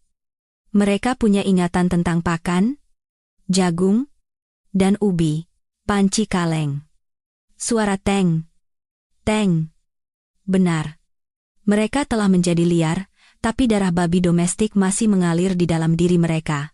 Nenek moyang mereka, ratu, telah kulatih. Suara itu, rasa itu, pasti masih tersisa di suatu tempat dalam ingatan dan naluri mereka.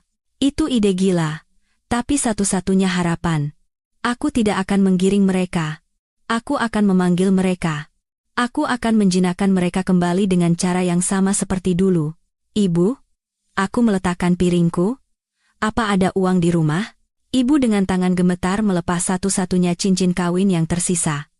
Hanya ini peninggalan bapakmu. Jangan, Bu. Aku menahan tangan ibu. Itu tidak boleh. Aku berlari ke kamar dan mengobrak-abrik lemari tua. Ketemu beberapa ratus ribu rupiah uang receh yang kusimpan sebagai dana darurat saat bekerja di kota.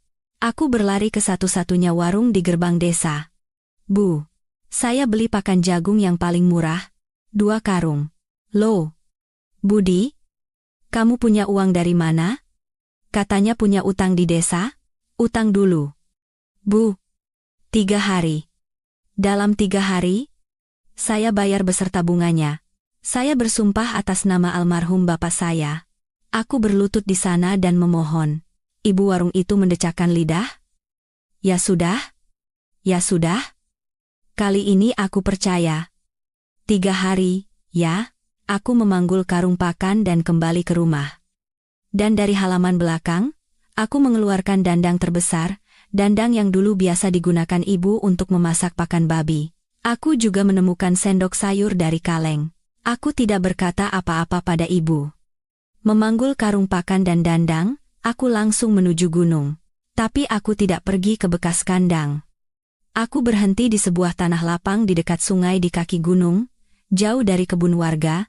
Aku menyalakan api, meletakkan dandang, menuangkan air sungai, dan menuangkan 1 karung pakan jagung.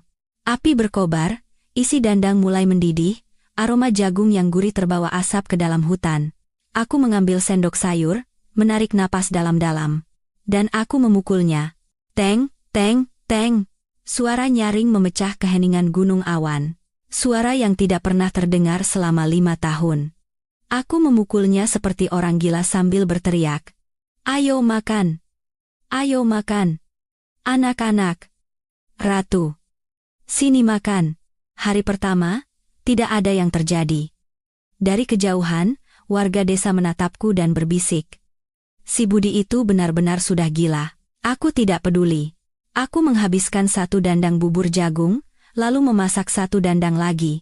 Aroma gurih menyelimuti kaki gunung. Malam itu, aku tidak pulang. Aku tidur di samping api.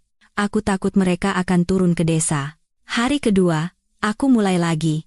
Teng, teng, teng. Tanganku rasanya mau copot, tenggorokanku benar-benar serak.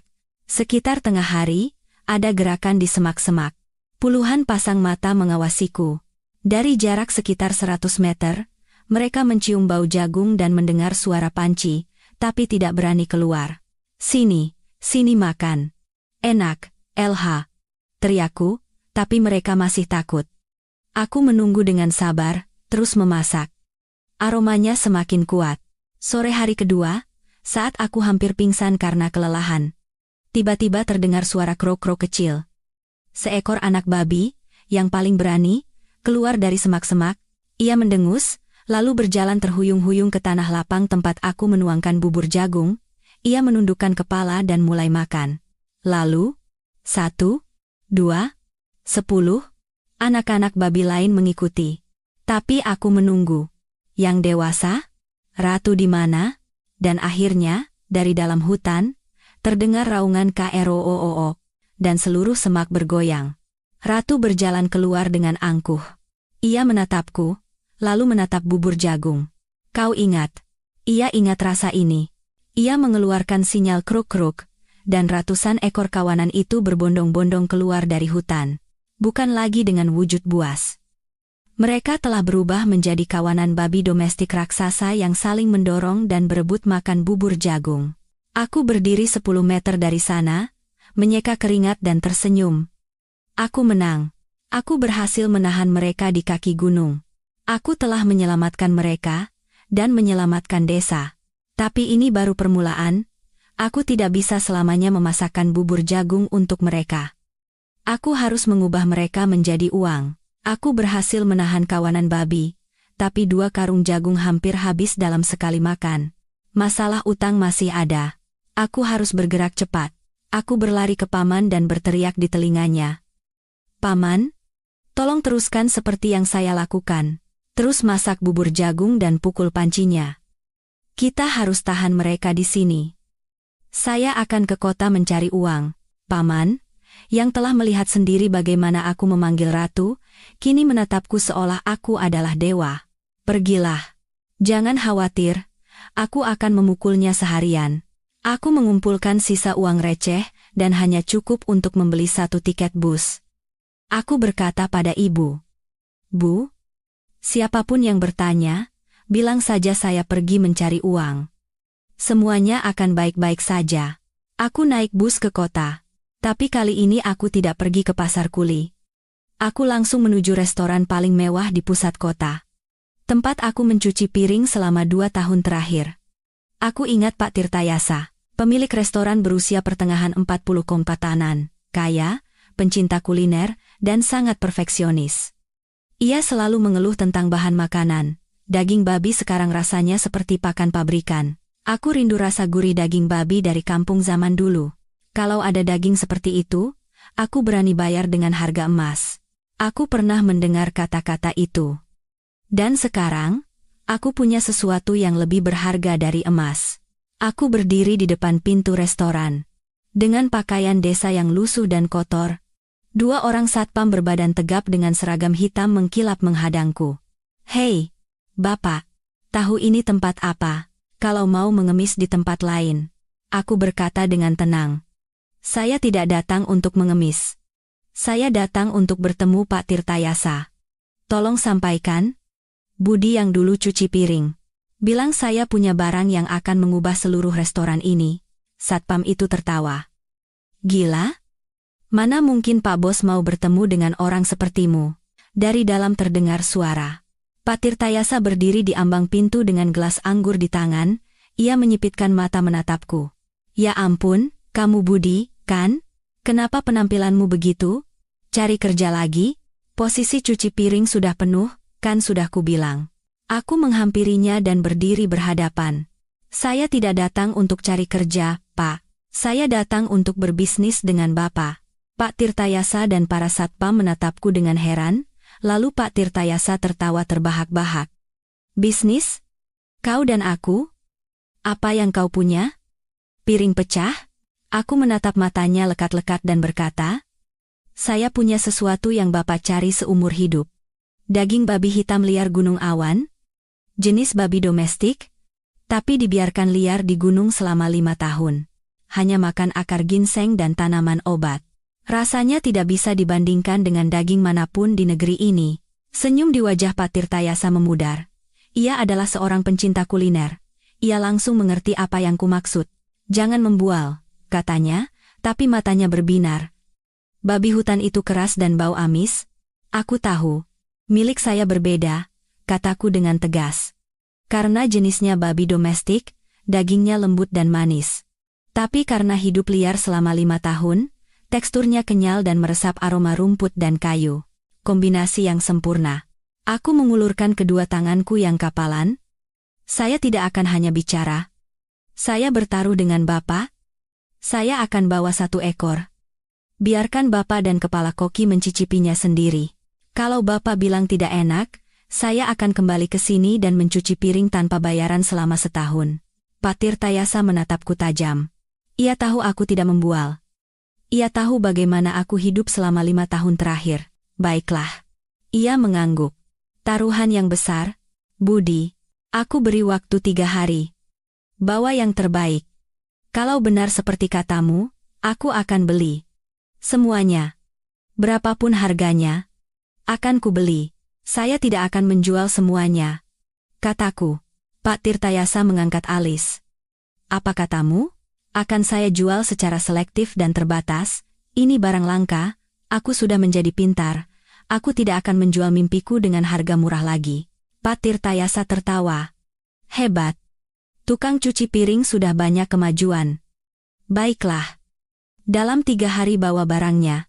Jangan kecewakan aku. Aku mengangguk. Bapak tidak akan kecewa. Aku berbalik dan berjalan keluar. Janji sudah dibuat, tapi masalah baru muncul. Bagaimana cara menangkap monster seberat ratusan kilogram dengan tangan kosong? Memanggil mereka memang bisa. Tapi kalau aku mencoba menangkapnya dan Ratu marah, kawanan itu bisa mencabik-cabikku. Aku harus kembali ke gunung dan mencari cara untuk menangkap 1 ekor tanpa membuat mereka terkejut. Aku kembali ke desa seperti orang yang mengejar nyawa. Dari 3 hari, malam kedua sudah tiba. Waktu tersisa kurang dari 24 jam. Aku harus menangkap monster itu, membawanya ke kota, meyakinkan Pak Tirtayasa, mendapatkan uang, dan membayarkannya kepada warga desa. Misi yang nyaris mustahil. Aku langsung berlari ke tanah lapang. Paman masih di sana, bercucuran keringat memukul-mukul panci, babi-babi yang sudah kenyang dengan malas menggali tanah atau menikmati mandi lumpur di sungai terdekat. Mereka telah belajar bahwa suara panci berarti makanan.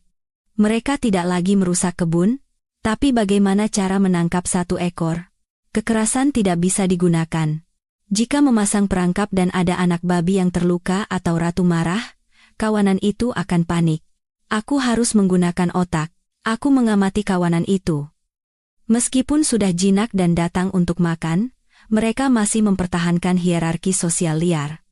Ratu adalah ratunya, dan di bawahnya ada beberapa jantan bertaring panjang. Mereka sering menyeruduk babi lain untuk merebut makanan. Jantan yang sama yang hendak menyerangku. Sombong dan kuat. Sebuah ide muncul. Bukan menangkap, tapi mengundang. Aku berlari ke rumah, mengambil beberapa papan kayu tua dan tali, lalu kembali ke tanah lapang. Aku memilih tempat tersembunyi di balik semak-semak, jauh dari tempat makan, dan aku mulai membuat perangkap kandang. Sederhana, tapi harus sangat kuat. Aku menancapkan tiang kayu, membuat pintu dari papan, dan menambahkan batu besar sebagai pemberat. Setelah kandang selesai, aku pulang dan mengambil sisa jagung dan garam terakhir.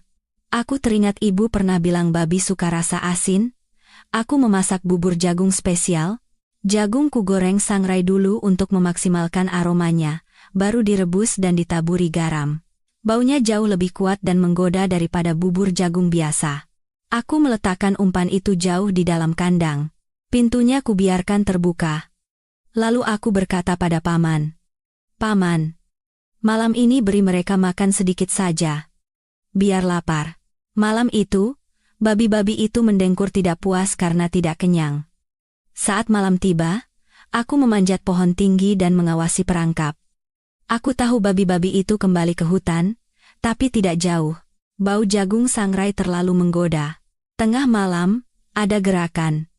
Seperti yang kuduga, itu adalah jantan yang sombong dan kuat. Sepertinya ia tidak mau berbagi dengan kawanannya. Ia ingin menikmati yang paling lezat sendirian. Ia mendekati kandang dengan hati-hati, berhenti, mengendus. Ia cerdas, tapi godaan aroma itu tak tertahankan. Saat ia memasukkan kepalanya dan akhirnya masuk sepenuhnya ke dalam kandang, brak. Pintu papan kayu yang berat itu jatuh. Dengan suara yang menggema di seluruh hutan, ia mengamuk, menabrak-nabrak kandang sambil meraung. Kawanan di hutan mulai gelisah, raungan marah ratu terdengar, kawanan itu berlari ke arah kandang. Jantungku serasa mau copot. Aku melompat dari pohon, inilah saat yang menentukan. Aku berlari ke depan perangkap, berhadapan dengan kawanan yang datang. Ratu, berhenti. Aku berteriak sambil memukul-mukul dandang yang ditinggalkan paman dengan sendok sayur, gila-gilaan. Teng, teng, teng, ayo makan. Semua mundur. Kawanan babi itu berhenti. Ratu di barisan terdepan menatapku tajam. Ia tidak mengerti apa yang kulakukan. Aku memukul panci sambil berteriak. Tidak akan disakiti, cuma pinjam sebentar. Besok ku beri 2 kali lipat. Aku memberi isyarat pada paman yang bersembunyi ketakutan di semak-semak. Api, nyalakan apinya, paman. Paman dengan tangan gemetar menyulut obor yang sudah disiapkan. Api berkobar, dan kawanan liar yang takut api itu mundur. Jantan di dalam kandang masih mengamuk, tapi kandang buatanku kuat. Aku menang. Sampel telah diamankan. Keesokan paginya, aku baru bisa meminjam satu-satunya truk di desa setelah berjanji akan memberikan bayaran 3 kali lipat. Memuat kandang berisi monster itu ke atas truk adalah sebuah perjuangan. Aku langsung menuju restoran Pak Tirtayasa. Aku tiba sore hari di hari ketiga, Pak Tirtayasa dan kepala kokinya sudah menunggu. Saat aku menurunkan kandang berisi monster yang mengamuk dari truk, mereka berdua membeku di tempat. Ya Tuhan, kau benar-benar membawanya? Pak Tirtayasa menelan ludah, ini sampelnya. Sekarang, silakan dicicipi. Babi itu dipindahkan ke dapur. Kepala koki dengan pengalaman 30 tahun awalnya ragu, tapi setelah goresan pisau pertama, ia bergumam kagum. Kulitnya tebal, tapi lemaknya tipis dan transparan. Dagingnya merah seperti daging sapi.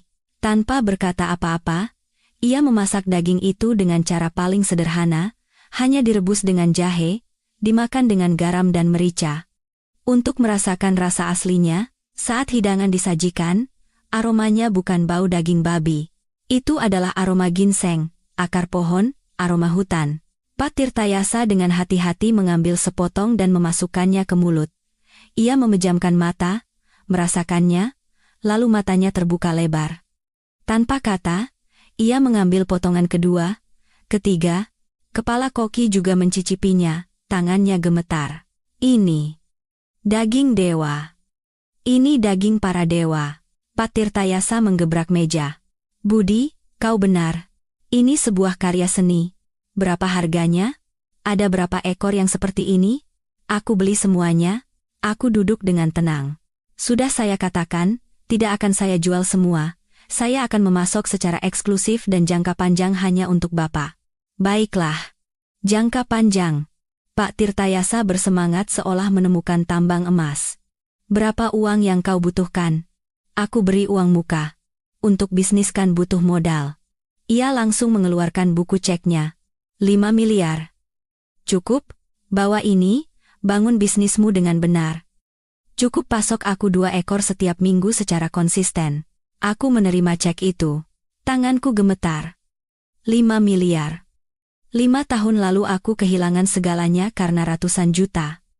5 tahun kemudian, aku mendapatkan uang itu kembali dalam semalam. Terima kasih, Pak.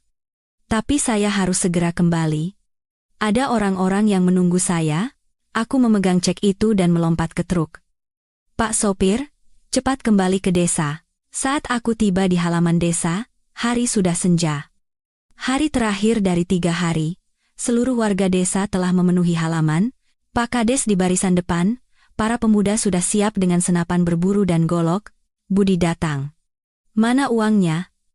Pak Kades menggeram. Kalau tidak ada uang dan babi-babinya tidak dikurung, malam ini kami yang bereskan. Ibu terisak di teras. Aku turun dari truk dengan tenang. Tanpa berkata apa-apa, aku berjalan ke depan Pak Kades. Dan bukannya cek, aku mengeluarkan segepok uang tunai dan menyerahkannya. Pak Kades, maaf membuat menunggu. Kerugian desa katanya 300 juta, kan? Ini 600 juta. Seluruh desa menahan napas. Pak Kades menerima gepokan uang itu dengan tangan gemetar. Kau. Ini.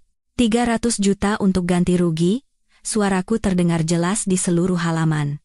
300 juta sisanya adalah tanda terima kasih saya kepada warga desa yang telah menjaga babi-babi saya selama 5 tahun terakhir. Mulai sekarang, tidak akan ada satu ekor babi pun yang turun dan merusak kebun. Saya janji. Aku berbalik menghadap orang banyak. Dan mulai hari ini, saya ingin mendirikan koperasi peternakan ramah lingkungan Gunung Awan, berbasis pada kawanan babi ini. Saya akan mempekerjakan pemuda-pemuda di desa kita. Bagi yang mau bekerja bersama, saya akan berikan gaji yang lebih baik dari di kota. Mari kita bersama-sama membangun kembali gunung ini. Mari kita semua menjadi kaya dari gunung ini. Keesokan harinya, hal pertama yang kulakukan adalah pergi ke bank. Aku menyerahkan cek itu ke teller dan berkata, saya ingin melunasi seluruh pinjaman atas nama bapak saya, almarhum Bapak Sutrisno, pokok dan bunganya. Hal kedua yang kulakukan adalah pergi ke kantor kecamatan. Saya ingin memperpanjang kontrak sewa Gunung Awan. Untuk berapa lama? Bukan 5 tahun? 20 tahun? Aku keluar dari kantor kecamatan dengan surat kontrak 20 tahun di tangan. Aku telah melunasi utang bapakku, menyelamatkan rumah, dan mengubah bencana menjadi peluang. Aku mengangkat kepala dan menatap Gunung Awan. Langit hari itu terasa luar biasa biru. Lahirnya koperasi peternakan ramah lingkungan Gunung Awan menjadi buah bibir di seluruh kabupaten yang miskin. Orang-orang menyebutku gila. Tapi ketika di bulan pertama aku memberikan gaji 3 kali lipat lebih besar dari upah kuli di kota kepada para pemuda, semua orang menyebutku hebat. Dengan modal dari Pak Tirtayasa dan pinjaman tambahan, aku memulai pekerjaan yang dianggap mustahil oleh semua orang. Aku memasang pagar kawat yang kokoh dengan tiang-tiang beton di sepanjang lereng Gunung Awan. Aku mengubah seluruh gunung menjadi satu kerajaan raksasa. Aku tidak membiarkan mereka kelaparan. Aku membangun pos-pos pakan di berbagai tempat di hutan. Setiap hari, Paman, yang kini menjadi kepala teknis pakan, mengendarai traktor membawa jagung dan ubi, dan dengan gagah memukul panci. Suara teng, teng, kini menjadi simfoni hutan. Aku menepati janjiku. Hanya babi pilihan yang kujual. Aku memasang perangkap berantai yang hanya bisa menangkap jantan dewasa, sementara betina dan anak-anaknya terlindungi sepenuhnya. Kawanan itu tidak berkurang, malah berkembang biak dengan lebih sehat. Babi hitam liar. Gunung Awan menjadi legenda di kalangan pencinta kuliner. Pak Tirtayasa membuka 3 restoran lagi. Aku melunasi semua utang dan membangun kembali rumah orang tuaku menjadi yang terbesar dan termegah di desa. Ibu, yang seumur hidupnya menangis, akhirnya tertawa. Kisahku dimuat di koran dan televisi. Orang-orang menjulukiku Raja Babi. Suatu hari, aku pergi ke kota untuk menghadiri pesta peluncuran menu baru yang diadakan Pak Tirtayasa. Bukan lagi sebagai tukang cuci piring yang bau, melainkan dengan setelan jas yang rapi. Saat sedang berbincang dengan orang-orang, aku terhenti. Di seberang sana, ada Dewi, masih cantik dan anggun. Ia bersama seorang pria muda yang sopan. Aku mengenalinya sebagai pegawai kantor kecamatan yang menyewakan gunung kepadaku. Suaminya. Dadaku terasa sedikit sesak, tapi kemudian lega. Mata kami bertemu. Dewi tampak terkejut melihatku. Mungkin karena ia melihat Raja Babi yang gagah dan percaya diri, bukan pria kuyu di kamar kos kotor. Ia tampak hidup bahagia, tapi di matanya, sekilas kulihat ada kesedihan dan penyesalan. Kemudian ia tersenyum. Aku mengangguk dari jauh sebagai tanda hormat. Ia membalasnya dengan senyuman. Senyuman itu adalah sebuah restu. Kami tidak bertukar sepatah kata pun, tapi itu sudah cukup. Cinta yang harus kuputuskan dengan tanganku sendiri untuk menyelamatkannya. Sekarang aku merasa damai. Ia telah menemukan kebahagiaannya, aku telah menemukan jalanku. Jalanku adalah gunung itu. Sore itu, aku tidak pulang ke rumah, melainkan pergi ke gunung sendirian, membawa sebuah wadah kecil. Aku naik ke puing-puing bekas kandang, tempat aku membakar dupa perpisahan. Senja mewarnai langit dengan keemasan, dan angin bertiup sejuk. Dari dalam semak-semak, sebuah bayangan abu-abu raksasa berjalan keluar dengan wibawa. Ratu. Ia sudah sangat tua, tapi wibawa sang ratu tidak berubah. Ia tidak lagi muncul di pos pakan yang ramai. Ia punya harga dirinya sendiri. Ia menatapku. Aku pun menatapnya. Kami bukan lagi tuan dan ternak. Kami adalah dua sahabat yang telah menaklukkan takdir bersama. Aku menuangkan isi wadah itu ke atas batu datar. Jagung ketan yang direbus dengan gurih.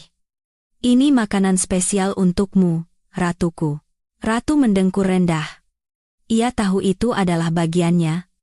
Dan perlahan mendekat. Aku tidak melihatnya makan. Aku berbalik. Di belakangku, terdengar suara ia mengunyah jagung dengan nikmat. Aku menuruni gunung dengan hati yang ringan. Aku telah melunasi semua utangku.